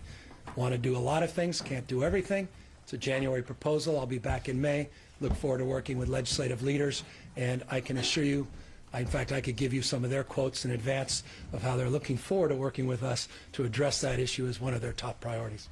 Returning for a moment to housing, you hinted earlier that you're planning some sort of reorganization of housing departments within Yeah. your administration. Can you give us more detail? Well, just primarily on the financing is what I was referring to, and the Byzantine nature of, look, we've been having conversations with the Comptroller's office, with the Treasurer's office that administer some of these programs.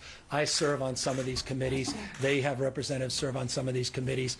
They're disparate. They're frustrating. There's some excellent leadership on some of them. They lack and they're wanting in others. Some people are moving things quickly, some people slowly. There's a lot of bottlenecks. So we're working through a lot of the administrative muck and deal with some of those issues. And that's a process that's already underway.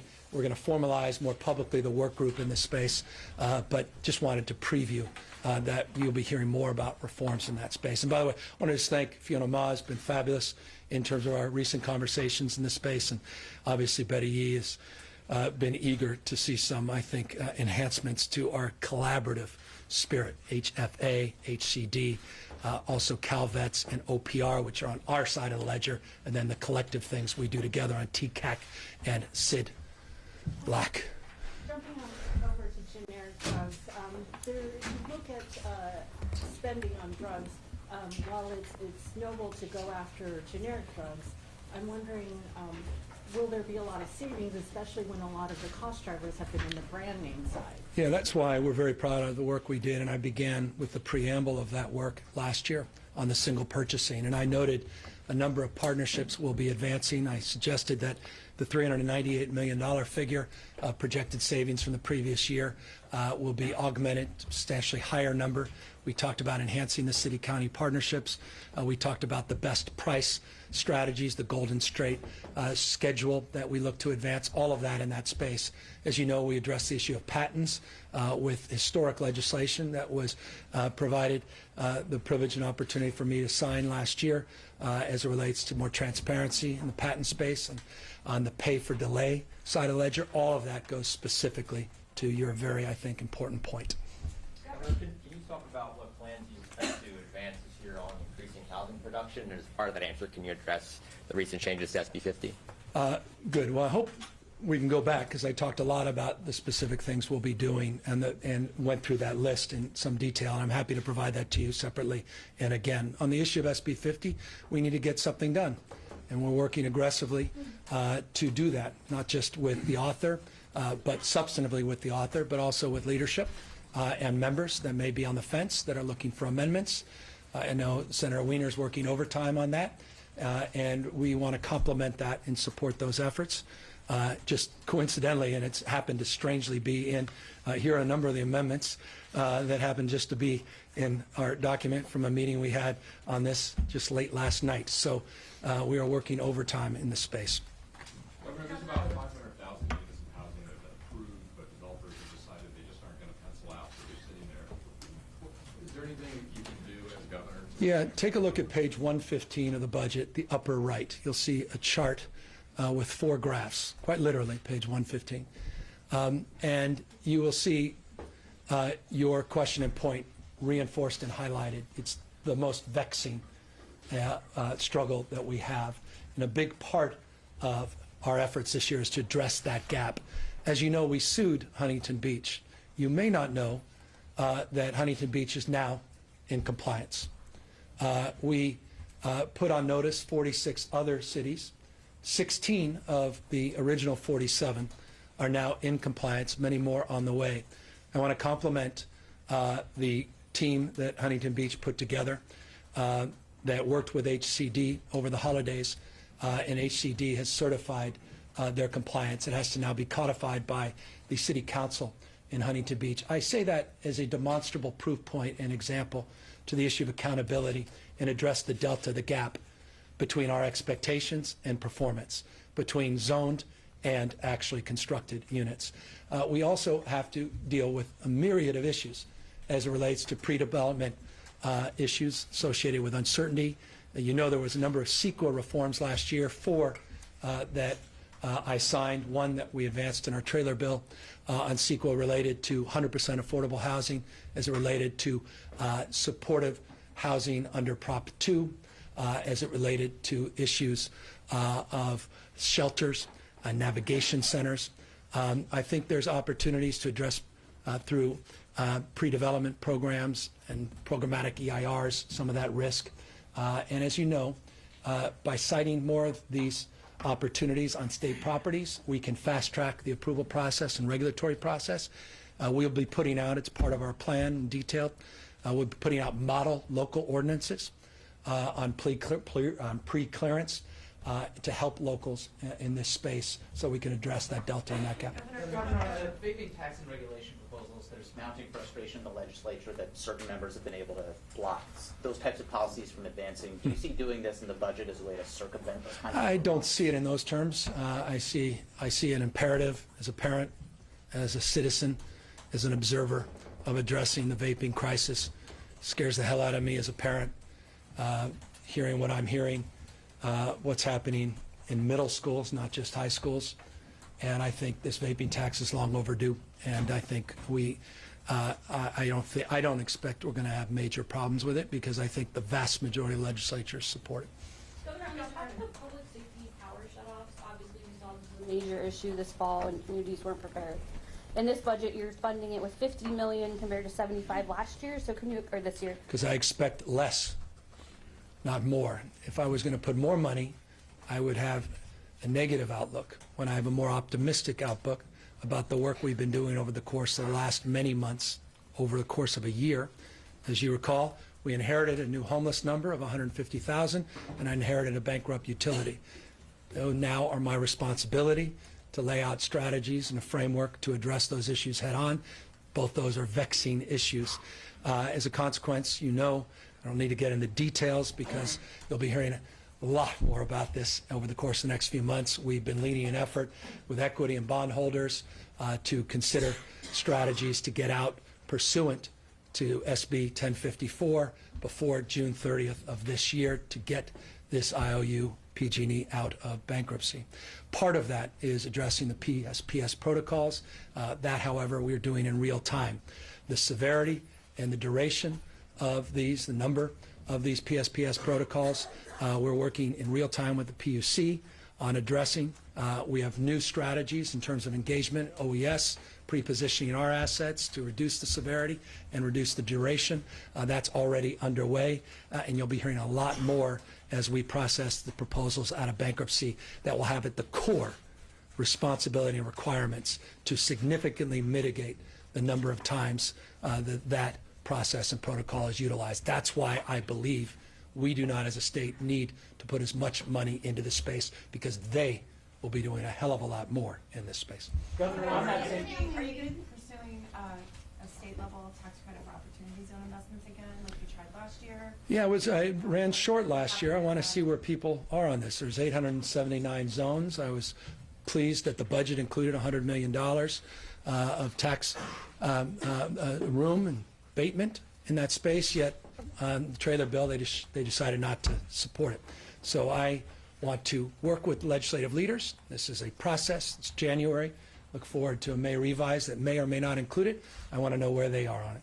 What were the main sticking points, or how do you think you might be able to get more buy-in this year? There's probably 100+ items that we'll be working on. I'll add this to the queue. I thought we did the hard work, which was get the budget approved last year, but for whatever reason, you have to ask them. They didn't feel it was important last year to get it done, even though we had budgeted the money for it. Our priority, they may have different priorities, maybe this is it. It was affordable housing and green tech I thought that appropriate to limit it to those 2 spaces. But others may have better ideas, and I'm all ears. In fact, just yesterday, I talked to one of the senior members on this. Might as well mention Senator Hertzberg, who's passionate in this space about the topic, and he is eager to re-engage on this, and I look forward to doing so. On paid family Oh, sorry. you've had this task force working on figuring out how to finance the expansion of it. So when are we going to hear what they? Shortly. We aren't there yet. It just convened a number of months ago. Can't do everything overnight, but we can do something no one else has done, and that's what we have done. Went from 6 to 8 weeks per individual, husband, wife, wife, wife. And we're going to advance job protections this year. We reduced the reserve account to help finance that last year. We made some augmentations, 55 to 70, 60% for everybody else on some of the eligibility requirements last year. We made a lot of progress in a short period of time, and I'm committed to getting to 6 months. And O'Leary's committed to getting 6 months. That's why she took the job, quite literally. That wasn't made up last year. Mark Galley on CalAIM and O'Leary on paid family leave, and I have a wife who will not rest until we start getting serious about supporting working mothers in particular, but increasingly working fathers. But so is there a cost for those job protections then? The job protection, we'll work with the legislature. I'll get you information on the cost of that. Now, the costs are not borne directly by the general fund. The cost would be borne if you were the Chamber of Commerce more indirectly. As you know, they put that as a quote-unquote job killer last year. They laid out details of why they think there's a cost to that. They have a perspective. My perspective is slightly different than theirs. What about the wage replacement piece of it? Wage replacement went up from 55 to 70 last year and 60% for certain categories. So we advanced the wage replacement reforms last year. Again, I want to do everything. Can't do everything overnight, but we can do a lot. And job protections will be a priority for the January budget. I'll have a May budget, and we'll have a budget we sign. Look forward to the ideas, creative ideas from the task force and members of the legislature. Hannah Beth Jackson, in particular, has just been a superstar in this space and should be complimented, cannot be complimented enough in terms of her desire to see us do more.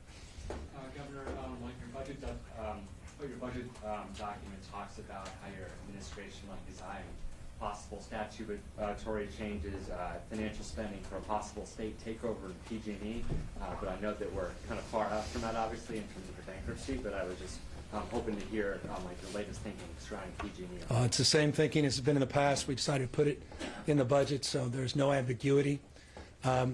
We have a break the glass scenario. If we have a utility, an investor-owned utility, in this case PG&E, that does not meet the mandates set forth in 1054, we have a plan. The plan prescribed specifically expectations. That's 1054. If they can't meet that, then the state will have no choice but to be in a position to take over that utility in order to create a framework for safe, affordable, reliable service in the state of California. Make no mistake that I included it in the budget because I'm serious about it.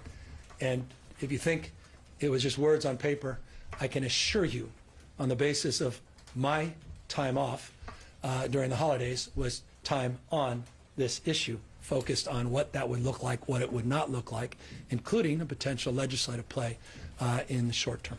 Can you give us any contours of what that was? I'm sorry. Governor, your budget includes $20 million for food banks to mitigate the impacts of Yeah. the Trump's food stamp cuts. But that hardly covers the price tag of the cuts where they go in effect from April 1st. Yeah, we're I'm gonna- wondering what else you're willing to do. Yeah, we're looking at employment things. We're looking at ways that we can help mitigate. The cuts have not gone into effect. There's a series of actions we're taking beyond just helping support our food banks. And those actions will advance as we get more clarity. Look, we have some preliminary estimates. I think it's $6.1 billion in this space that comes to the state of California. By some estimates, there's $400+ million that may be at stake. The state is not in a position to backfill directly the federal contributions by writing a $400 million check. That would have to come out of DDS. It would have to come out of our homeless protection programs. It would have to come out of law enforcement. However, we are in a position to look at ways of strategizing to get more people enrolled, to make sure that we can mitigate, once we see the details of the rulemaking on it, mitigate the impact. We have some creative folks over here that may we may be able to significantly minimize that $400 million projection. And that's why I put as a placeholder the $25 million in this space, 20 for the food banks, $5 million for our website. Website is part of that second conversation, and you'll hear a lot more in the next few months. But it's a very wise question. We have a section here about local jail oversight. Just wonder if you could offer some more specifics about what that entails and what you envision. Well, I've got a board that's responsibility is oversight. This is what BSCC, and I want to see them step things up, and we've directed that. I want to see some real action. They do a lot of investigating. The follow-up, I'm not satisfied with, and so you're going to see more in that space. You're going to hear more around personnel in this space. We've already engaged BSCC directly in this, but we have a statutory oversight body. The governor has a role to play in terms of how that body advances its enforcement. And like a lot of things, I don't need a shiny new object. I need to see some accountability in the executive implementation of their rules and regulations and their work, just like CalJAM and others. So that's what we're working on in that space. Can you highlight what you plan to do on opioid and substance abuse disorder in this budget? We've made tremendous progress in this state on opioids. Significant increases in the prescription of buprenorphine, significant reduction compared to the national rate of growth in terms of the number of overdoses. We have now shifted a lot of attention, not away from opioid epidemic, which continues to increase, but at a slower rate of growth than the federal government, to issues of heroin and fentanyl, of which we have seen some very alarming rise in overdoses, and on methamphetamine. And I am very worried about the meth issue. You'll see in this budget, not in the summary, but in the larger, thicker budget, some language around meth. A big part of the CalAIM focus is on the issue, I say broadly, of behavioral health, which is a way of saying not mental health and substance abuse, but behavioral health and the integration. So many people, as an example, on the streets and sidewalks are self-medicating with drug or alcohol addictions that have behavioral health issues.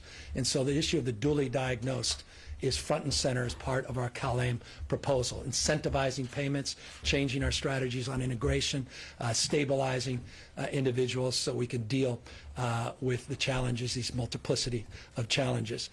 So we want to continue down that path, and a big part of that budget is set aside in this space.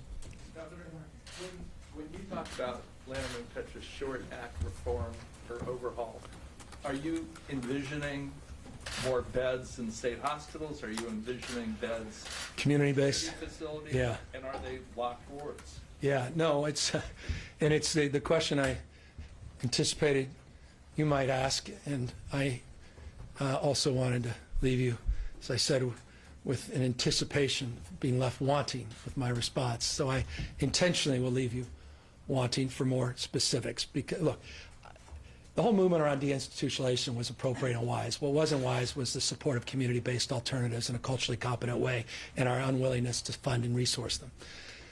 Democrats, not just Republicans, are complicit in this. It is very lazy just to blame Ronald Reagan for all of the ills in this space, as much as a good Democrat would like to. He is certainly part of it, but so is the Supreme Court. So are civil libertarians, for good reason. The advent of Thorazine, lithium, and other things allowed people to be medicated in the community. It didn't have to be behind a locked door in an institutional setting. That's a good thing. So my preference, my bias, I think, is expressed in that preamble. That said, the CalAIM proposal and other work we're doing specifically in the area of this new homeless fund is to connect the resources to expand capacity. What was an interesting debate Galley and I had was his belief that there is tremendous capacity in the system today without constructing new bed that is underutilized, that could be substantially advanced through the creation of this fund and the work under CalAIM. So that's where we'll go first. But there's no doubt in my mind, and I was of the opinion there's not enough capacity. He's of the opinion there is a lot more than you think, that the additive work that needs to be done must be done at a community-based level. I would hate to go back to the old institutional model, even a modern version of building huge, concentrated, state-run facilities with locks and keys. I have visited enough of those, particularly one in Napa recently, that I just don't want to see those replicated for my kids and grandkids to suffer through. Sorry. Can you elaborate on the proposal to hire 555 firefighters and spending $100 million on making houses more? We're doing 677 over the next few years, but we're doing that to do two things. One is, last year, you may have recalled, we did a surge executive order during the peak of the fire season. There's no peak from my perspective any longer. There may have been more acuity during a certain period of time, but we had a lot of wellness issues. We had a lot of issues with that fourth firefighter on these rigs and units that were not addressed prior to that executive order. I want to annualize that executive order in essence. I want to stabilize that. I'm really worried about the exhaustion and the mental health, not just physical health, of our firefighters. I think this has to be done. It's a huge cost. It's a lot of ongoing expense. It's the right thing to do, and so that's why it's a top priority. As it relates to home hardening, there's two components of that budget. There's the state contribution, and then, and by the way, I want to just compliment Member Woods and others for their work and guaranteeing that state contribution. But there's also a federal contribution, north of $75 million, I believe, that also we're utilizing on the hardening. That's for defensible spaces, in addition to traditional grants for what we lazily refer to as upgrades on people's homes. So it's a combination of all of the above. Governor, for your budget, can you talk a little bit about the generic branding labels? What work has been done? What do you know about what this would cost the state? And who would be ultimately in charge? So as I noted, we've been in advanced conversation with some of the largest purchasers in the state of California. We've been working on that for some time. We've been talking about this for 6 months. This was one of the first conversations we had when we were putting together this year's new budget. Those conversations have advanced. I think Dr. Galley said the following: if you disclose the individual providers that we are working with, I will collapse and fall over, was, I think, the exact quote. So forgive me for not giving you what I know you want. Who the hell are we talking to? But no, we're talking to some of the largest providers in the country that happen to reside and do business here in the state of California. And we have had advanced conversation. I gave you the example on insulin. It's just one, many examples of where we think this could drive down costs significantly. And we will have trailer bill language, and we will have a legislative strategy as early as spring of this year. I'm encouraged by 5 heads nodding, not just one. Governor, you said your thoughts on redevelopment, so I want to ask you what those thoughts are. Yeah, that, look, I know I'm nostalgic for redevelopment. I was mayor of a redeveloped city. I was proud of that. Some of the best things that happened in San Francisco were because of redevelopment. Some of the worst things back in the day, I asked the folks in Fillmore about redevelopment in the past. I was a bit antagonistic as lieutenant governor when Governor Brown advanced the proposal to shut it down. But the world's changed since that budget was passed. And while I appreciate the drumbeat to provide redevelopment again, I just ask for this: show me the money. Where do I cut? What programs do we eliminate? How do we pay for it? Now, I offer that as point one, but I also offer this as point two. The last full year of redevelopment was a $1.6 billion hit to the general fund and its obligations, be it 98, ERAP, et cetera. This year, under the cap in trade money, we're putting $468 million. That did not exist in the past. That's new money. We're putting $277 million because of Pro Tem Atkins transaction fee. That money did not exist when redevelopment died. We're putting $1 billion in tax credits and loan funds that did not exist, $1 billion when redevelopment died. We're putting $400 million in No Place Like Home. That money did not exist. We're putting $563 million in just Prop 1. I'm just giving you 2.7 billion reasons why we're doing a lot more than the 1.6 billion when redevelopment died. I gave you 6.8 billion reasons when I gave the budget presentation. That's the total amount of investment in the housing space this year. So we have substantially replaced those dollars In fact, significantly increased those dollars from when redevelopment was taken away. But for those that want redevelopment, and I was among the chorus, all I ask is, what are you going to do to make up for the Prop 98 K-12 education cuts? Where does that money come from? What do you want to take out specifically?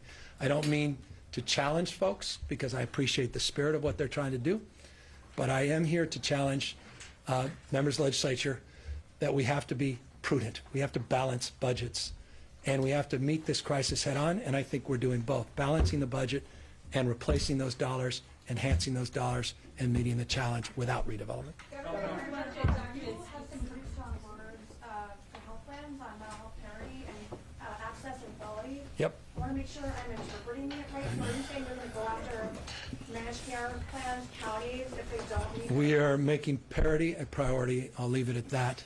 And we are making it clear without any ambiguity that we will be aggressive on enforcing the law. We have the tools and capacity to do that. We don't need new legislation to tell us to do that. We have the capacity to do that.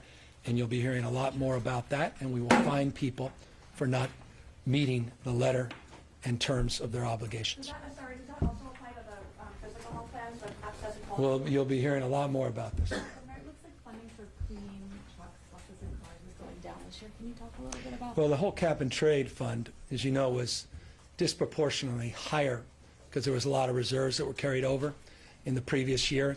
Now it's sort of stabilized close to that $1 billion mark. I think it was 965, my recollection. And so as a consequence of not being around 1.3, 1.4 last year, there's shifts in all of those accounts. And so we'll have a chance to adjudicate that with the legislature. Good people will have their points of view, and I look forward to those expressions. And perhaps in the May revise we can reflect those. But I think we did justice to outreach, and I think the priorities that we placed in here, particularly with the new capital plan we put out and the substantial amount that will be in transportation and the linkages now to low carbon green growth, climate, and transportation that we're trying to advance through previous executive orders, one that I think got a lot of attention, I think also will go a long way. And I will close by saying that resiliency fund very directly could advance the cause of reducing tailpipe emissions and conversions through new technologies. Very specifically, that fund is designed to address that issue in very meaningful ways. Governor, there's a very large amount of money poised for a ballot measure campaign on AB5 by Uber and Lyft and those folks. Can you talk about, do you think they have a point that they need specific language to be exempted from AB5? And are you also willing to engage this very large discussion about, well, you know, about more exclusions to the law? You know I've been engaged in this topic for some time. We fell short of advancing a compromise in this space. And there are, seems like every day there are a dozen people that reach out to me privately and very visibly publicly to express concerns about other aspects of this. But again, this was a creation of the California Supreme Court because of the inaction of the state to address this issue going back many, many years. We just codified it under AB5. This is not new. It's old. The codification's new, sharpened the focus. The legislature, to their credit, amended out a lot of industries, components, and I believe the spirit continues upstairs to look at the facts, to adjudicate them, to consider amendments for others, and that includes more broadly in the tectonic gig economy space, because this is not just about the gig economy. I remain open to argument, interested in evidence. I was proud to sign the bill. It was the right thing to do. Misclassification is a big issue. You can't talk about growth and inclusion without talking about workers and compensation and benefits. And California is leading the nation on this. This is a tough space. That's why I created this Future of Work Commission. That's why we're going to consolidate a lot of our workforce development. And that was something I did not highlight, but is in the budget. And we are creating a new, not only work group, we're creating a new department in this space because we're just getting started as it relates to now experiencing the future a lot of us predicted. Do you think you can head off that ballot fight? We'll see. There's a lot. I currently have a running list of things that are happening on the ballot, things that are not happening on the ballot. There's a lot of green, there's a lot of red, and there's a lot of yellow, and I'm on the yellow. So we'll see. We'll see how that goes. How many enforcement powers is your administration investigating negotiating Uber or Lyft? We are doing what is appropriate under the law, and I'll remind you this budget, moments ago, I presented a budget specifically referenced AB 5 that included $17.5 million that will go to Julie Sue. I complimented her work on enforcement as it relates to issues associated with AB 5. So we are hitting the ground running. The application and enforcement will be forthcoming, and we believe very strongly that what we did was appropriate, and we remain vigilant about those that feel differently, and we want to accommodate those that should be accommodated and not accommodate those that should not be accommodated. How far is that waiver request going? I mean, are you asking to use healthcare money for housing, or is it more about connecting to housing? Connecting linkages to housing. We believe that our 1915B waiver distinguishes itself from the 1115B demonstration waiver in its capacity to deliver on what CMS promotes. We believe the 1915B approach is a better approach than the 1115 approach. We believe we are more likely to receive that waiver, and we believe these linkages absolutely are aligned with the federal government's own promotion of the utilization of these resources. So we're confident in our ability to succeed, and we're confident that we can significantly increase the linkages, particularly in recuperative care and rapid rehousing. This is not permanent source of subsidies for rents. We're not naive about that, and the Trump administration is watching. That's not what we're asking for. We believe it will meet what the letter of the expectations are. You mentioned a 40% increase in funding for school lunches because of what? Like A Moscone nickel? Yeah, like a deep, you're trying to step in for where the federal government is. Well, the federal government provides $2.3 billion a year on school lunches. They're the bulk of our meal program. The state of California provides $173 million. It's modest from my perspective. I want to increase that contribution by $70 million. And in doing so, I also want to leverage the work that Jen is doing and Kat Steyer and others are doing to leverage healthier, more nutritious meals. Are there any other examples in this budget of California, stepping in where the federal government has? Probably, my estimate, 3-4 dozen examples. I gave you the hatchery issue, the biodiversity, the chemical issues. All those are areas. The Consumer Protection Bureau, a substantive example of that. The work that we continue to do on health care, all across the board. The food banks, I mean, my gosh, a big portion of this budget is a requirement under the circumstances of the assault coming Trump administration, but also it's a point of contrast and pride. We balance budgets in California. We believe in fiscal discipline. We believe within living with our means. The federal administration does not believe in fiscal discipline. They do not believe in living with their means. We are worried about the next generation. They seemingly are not. They're running historic deficits at a time of historic economic growth that they inherited from the Obama administration. I inherited the same from the Brown administration. The contrast, though, is we are doubling down on prudence and discipline. We're paying down debts. We're paying down long-term obligations. It is very much a contrasting point, this budget, in the nation's largest economy versus the federal budget, which I think runs short. Speaks towards efforts to improve the state's recycling infrastructure and support legislative efforts to hold producers responsible for. Correct. You're going to ask me about SB 54? Yeah. So I didn't hear you. Sorry. I'm working on this. I caution to get too involved in the legislative weeds at this stage because a lot of moving parts.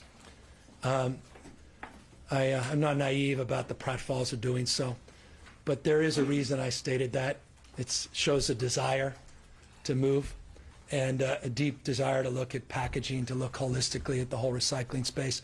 You may or may not know this, and forgive me, I will spare you a long preamble or at least post-analysis.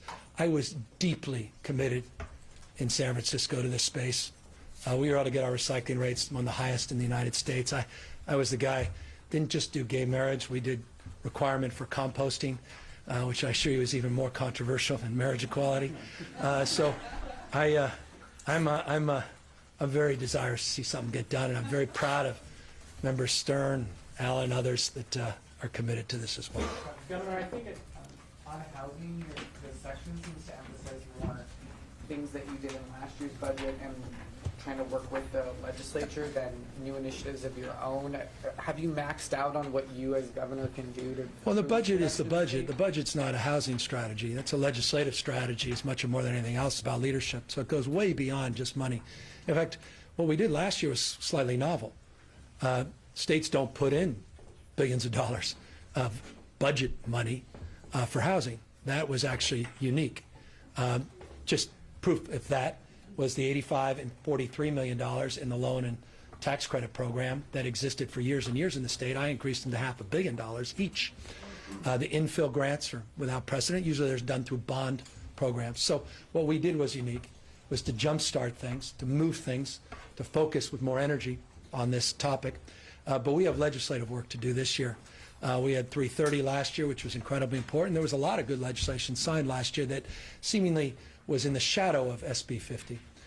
This year, that shadow looms large, and we are committed to advancing the cause and getting to where we need to go. But to advance it, it's not just a governor's desire, it's not just a legislative leader's desire, it's all of us rowing in the same direction. I've got to work with the legislature and its leadership, not just the author, and looking forward to getting something done big in that space. Governor, the last financials I looked at for PG&E, I think they valued their assets at something like $80 billion. Is there anything you can say to the 6 out of 10 Californians, if you have to break the glass, of how you could protect them from having to share in the cost? There'll be a lot more. There'll be a lot more coming out in the next few weeks and months about what we'll be pursuing in terms of making real the A pages, as we refer to them, in the budget. You talked about investing in technology at the DMV and in cybersecurity, LiDAR. What do you consider the most significant, investment or newer continuing? Well, the LiDAR investment's $80 million. It's not insignificant. It's about 3D mapping of the entire state to allow us to do more predictive analysis of hotspots or potential hotspots, to allow us to pre-map and pre-deploy for prevention strategies. It also has a land use natural resource advantage, so it's not just an emergency preparedness, it's a wildlands advantage more broadly. I'm very excited about that. By the way, that comes from this innovation sprint that we announced in last year's budget that's already proven itself. Yeah, thank you. My God, you're my reporter of the year. You didn't even know that. And that has already produced and procured some really interesting new technology, including technology that the IOUs now have contracted with, that we had consulted on through that procurement sprint. So I'm hoping to just energize that entire space. We created as well last year that Office of Digital Innovation. That's this whole new thrust, new energy in that space. So I don't want to point to the $200 million at DMV to pave over the old cow path and then provide some bells and whistles on apps as particularly enlivening. But I do suggest that this space is something that in the first year we sort of set up the architecture to focus on. In the next few years, I really want to double down on the whole procurement process, the RFI, RFQ process, RFP process, and really start to address the incumbent protection racket, as I describe it, of large-scale IT procurement in the state of California, which is legendarily problematic and mismanaged.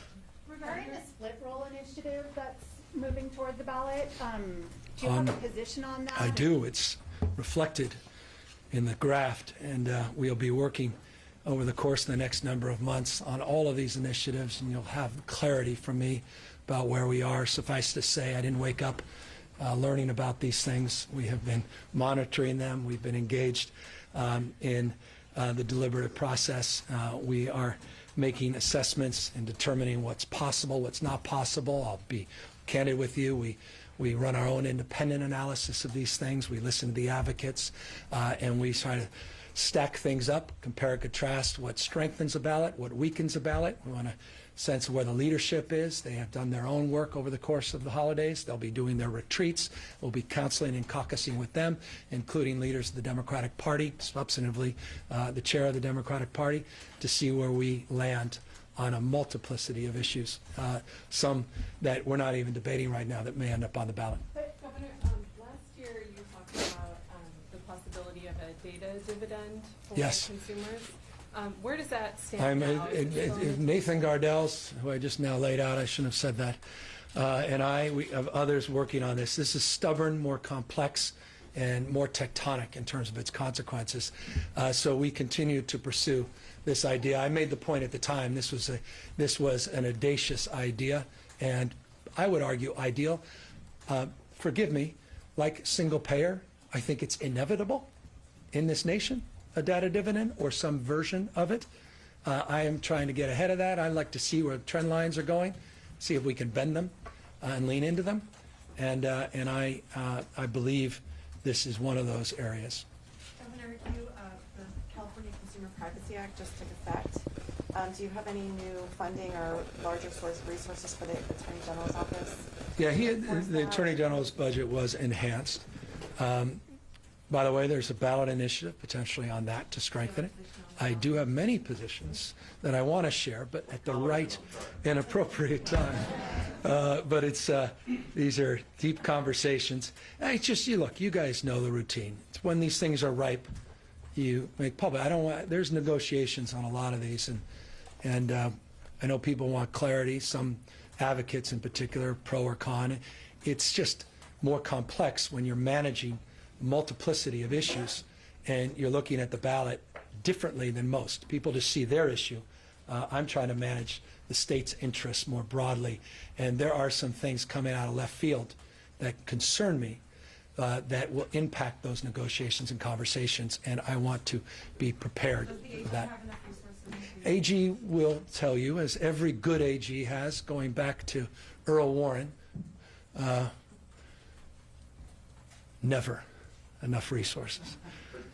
But I believe Keeley, our budget finance guru, we did justice to the Department of Justice budget, but never enough, says the spokesperson at the DOJ in response to the governor's budget proposal today. Just to the point of the ballot stuff, since Laurel asked you about split roll, last January when you unrolled the budget, and I asked you about the split roll measure, you said, I want to work to see if there's a middle ground. Right. We're a year later, there doesn't seem to be any middle ground. Is Well, this? there's been a lot of things that have happened. There's been proposals to increase taxes, independent to raise money for our school system that fell short. To suggest that things just happen is curious to me when things happen often for reasons.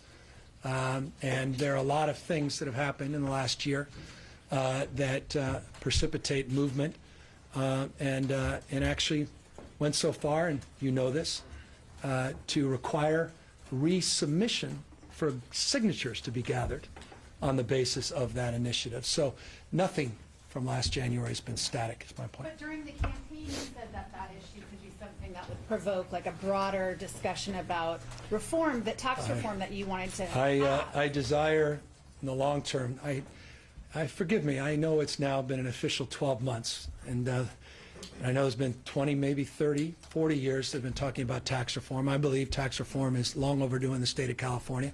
By the way, I hope you could take a look at the school bond, which we helped negotiate, the great work, those upstairs, Donald and others, that included some tax reform on fees.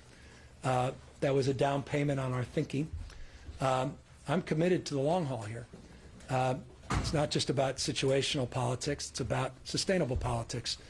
And it's also about what's possible. I could be stubborn, or I could be pragmatic. And here I want to be stubbornly pragmatic. I really applaud Senator Hertzberg's leadership in this space, Think Long Committee, the Berggruen Institute, a bipartisan coalition that goes back to California Forward's work on the tax reform. None of them are ideological about this. They all have a willingness to work collaboratively, and you have to create the right conditions for that to take place.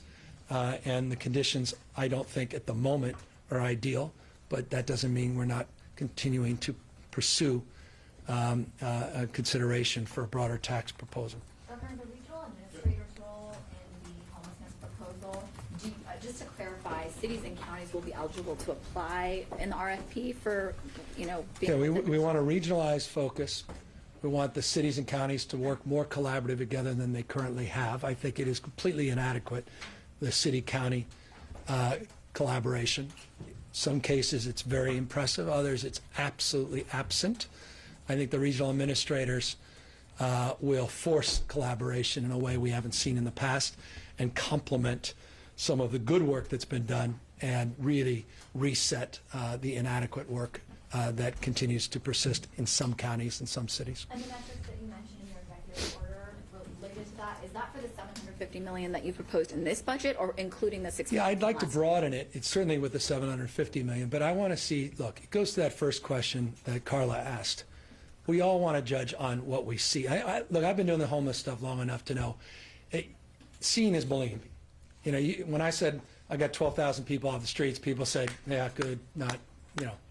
And I could show you the data, it's fact, but no one believed it. So, Carla said it right. People want to see encampments gone. Now, I want to see something deeper than that, but I'm not naive to what the public deems is proof of investments paying off.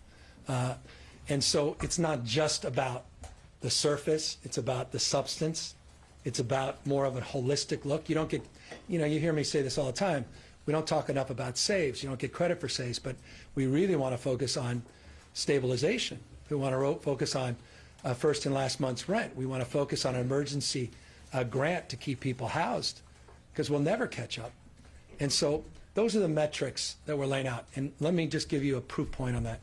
That's what the 100-day plans were all about. What I love about these 100-day plans is they're clarifying. And each county, each city, COC, and ultimately these regional administrators are going to be able to lay out detailed terms what their goals are for their regions. And then we'll be able to measure against them, and we'll be able to finance them. And so it's about transparency measurement. But it's not just an opaque black box of more money. More money is not going to solve this alone. We need real accountability and transparency in how the money's spent, and we need to see people off the streets, particularly chronic single adults. And those obviously manifest with these tents and these encampments. Governor, Oh, sorry. you mentioned before about Trump tweets about homelessness, and he's tweeted about a lot of things about California. You've had some pretty pointed tweets about him and his policies. I mean, why do you engage with him on Twitter, and kind of who are you speaking to? Well, I say when he attacks our diverse communities, he attacks the values of the state. I take that personally because I care deeply about the values of the state, and I care deeply about the people of the state. If I'm not willing to stand up to a bully, if I'm not willing to stand up to someone who's attacking immigrant communities and refugees and attacking the health care people that are working hard every single day try to feed their families, then I don't belong here. And so I'll always have the back of the people of the state. Governor, just a couple of detailed questions. The hearing aid proposal wasn't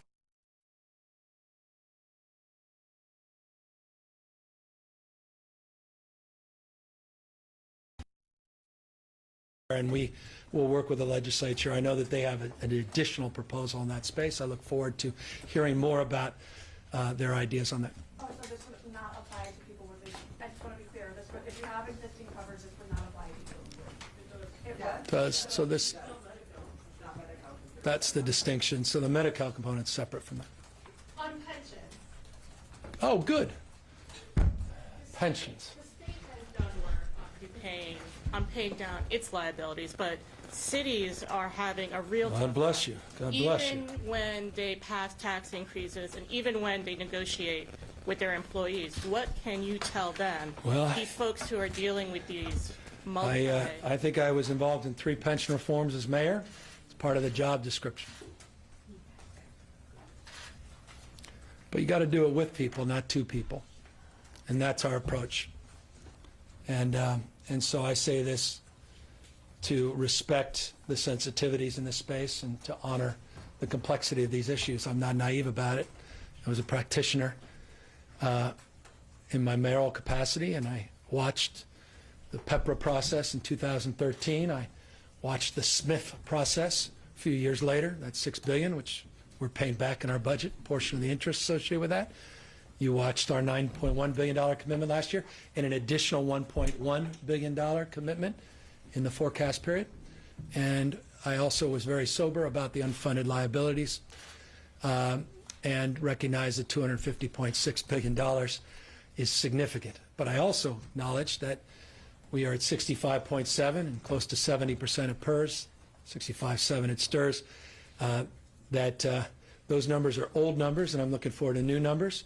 So the unfunded liabilities are a struggle, but I'm glad we're California and not a lot of other states that are even more perilous position.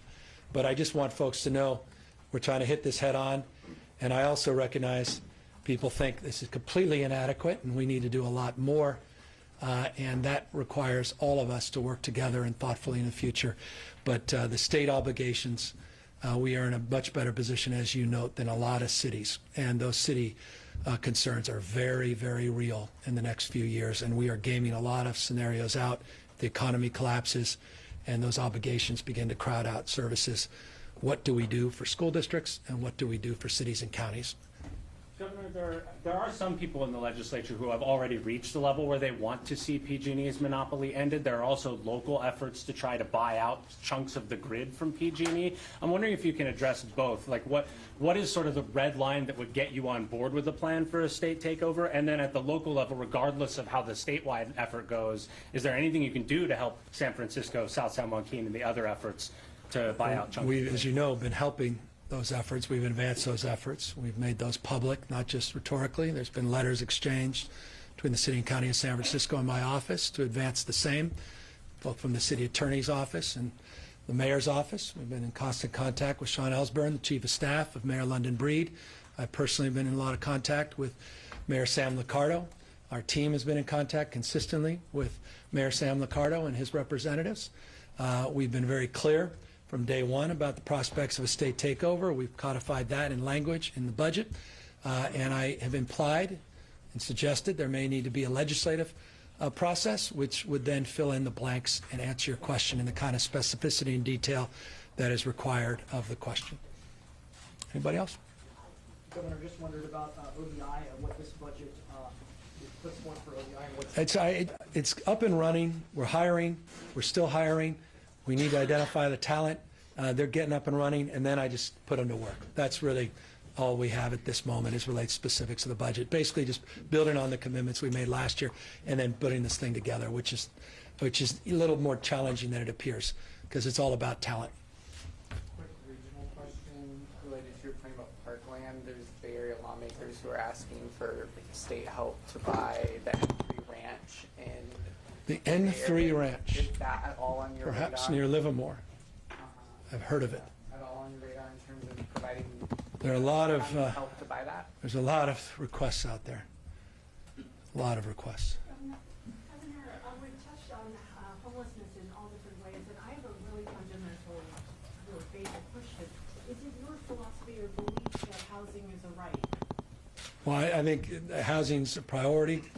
We are going to receive on Monday my task force recommendations, and they put out some bold ideas, some more controversial than others, and I look forward to the details of their findings.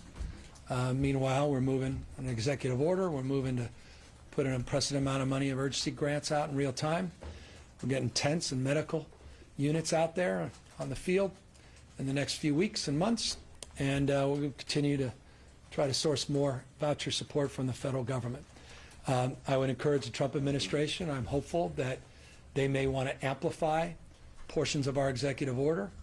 Hopeful perhaps that may happen in Los Angeles with more federal property, not just state property, and more support for trailers and other temporary equipment as we advance the ideal, to your question, that shelters solve sleep, housing and supportive services solve homelessness.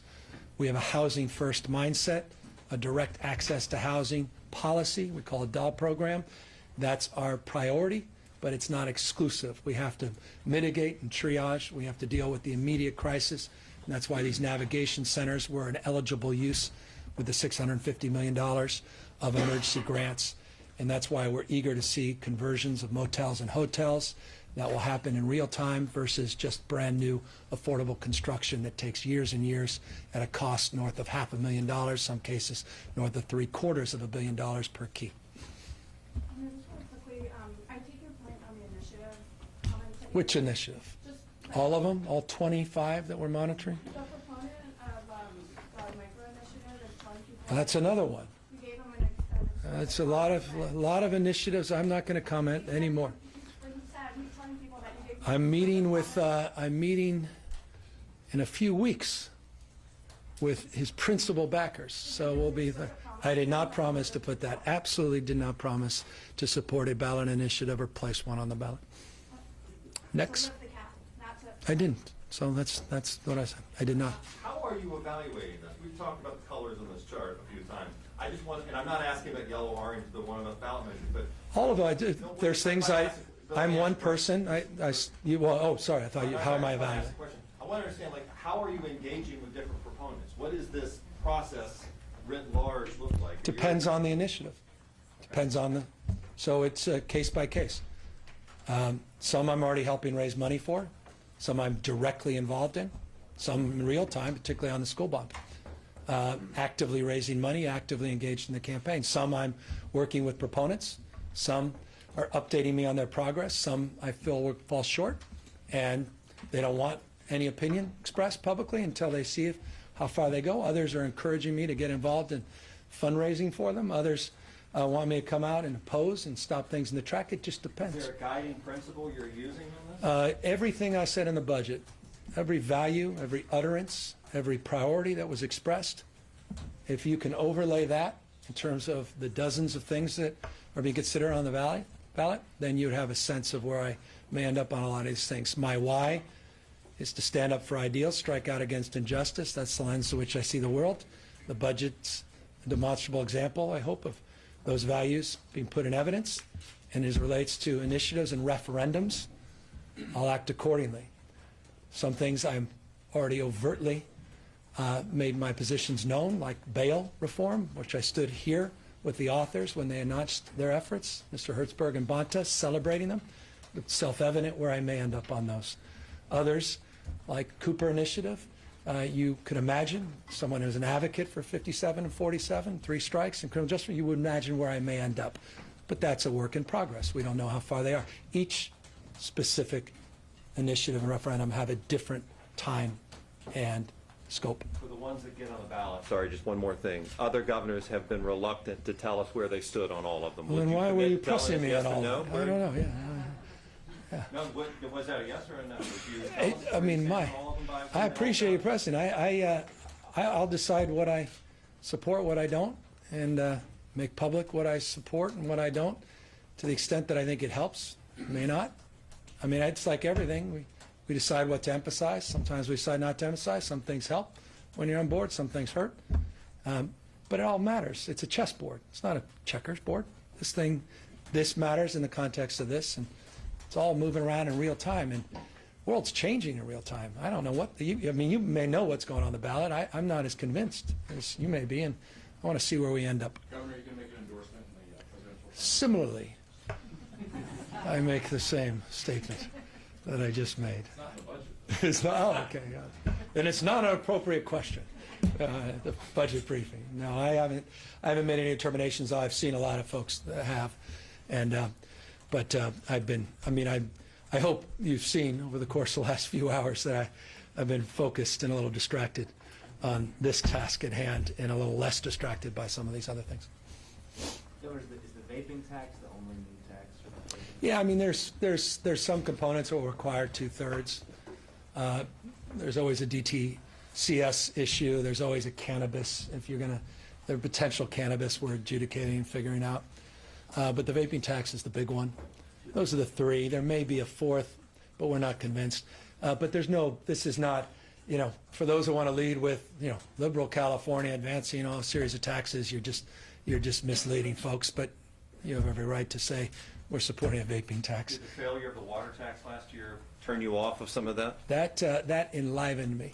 That worked exactly as we had hoped for and intended, and I could not be more proud, and that goes into my book in a few years. Anybody else? Governor, how close are we to that goal that fire scientists have of 1 million acres a year with the changes in the budget to beef up firefighting and forest health? Well, that's one we're going to need support of the Trump administration. 57% of forested land in this state is managed by the federal government. 2+% is state, the rest is private. Now, we do the responsible thing. We manage a lot of federal property. About half of the money we've invested over the last few years is to manage the federal lands, but we can't do everything. But it would be nice if we can move away from these tweets to responsible policy making, and the administration would stop their annual requests for budget cuts in forest and vegetation management that only get fixed by Nancy Pelosi's leadership and the Democratic leadership. It would be nice if he started with a budget that enhanced those efforts so that they're more consistent with his professed desires to see California do more. We agree with him. We're doing more than ever. It would be nice to see that he agreed with himself.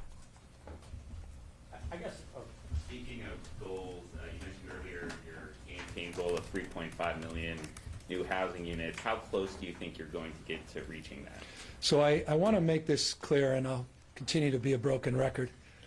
I said this last year and this time during the budget. I said it in the May Revise. I've said it probably in 24 press conferences, and I'll say it again because I've repeated it once today in the presentation. I referred to the 6th cycle RHNA goals. We're in the process of our 6th cycle RHNA goal. It expires at the end of 2022. We'll have those numbers in the aggregate in 2023. I stated in last year's budget the need and desire to break down those goals, that audacious stretch goal that was established by a report McKinsey put out, and it was embraced by all the candidates for governor as the goal that would solve the problem. I said at the time that it was an audacious stretch goal and it needed to be broken down. I'll repeat that it needs to be broken down. And the purpose of the RHNA process is to do just that. So we are getting these regional goals. As you know, I pushed SCAG very hard on increasing their goals so that they're more aligned and get closer to that audacious stretch goal. That's the spirit we'll bring as the rest of these regional goals are announced. And then in the sum total of all of that will be the new statewide goal broken down by regions. And then we have, because of legislative work last year, real accountability. I know some felt that it was inadequate, but watch this space. When those 6 RHNA goals go into effect and those numbers are enhanced significantly, the tools that were created as it relates to potential receivership and fines will matter greatly. So I thought that was an important piece of legislation that passed near the end of session that deserves to be highlighted in the context of where we're going in this 6th cycle. So we'll have those new goals. They'll be broken out by regions, and we're stubborn about our expectations, and then we'll try to address page 115 of the budget. As someone who likes to iterate and do things differently, I was just wondering, what are your reflections on your first year as governor, and what would you like to do differently in your second year? I really look back. I couldn't be more proud of this last year. The fiscal discipline that we demonstrated, the historic investments in the future that we advanced, the work we did on health care, prescription drugs, the new energy in housing and homelessness that I think reinvigorated the space that holds a lot of promise into the future. The use of force work that Dr. Weber did and getting that bill done was a point of real pride, advanced our efforts and our values in the state. The rent control package, I mean, it's just often forgotten, lost, was historic. They've been talking about that for decades up here. I know people may not see the earned income tax credit as profound and important. It's been a point of pride for me going back to my supervisor days, let alone mayor's days. I mean, I could go through, honestly, a list of dozens of things. We threw a lot out there, but laying out a vision and financing that vision in a sequential way, building on the past and the preschool and other things, I'm really proud of. So I'm excited about the future. I'm excited about this next session, next year, about California's future, and so I feel really good about last year. I'll wrap it unless we have one more question.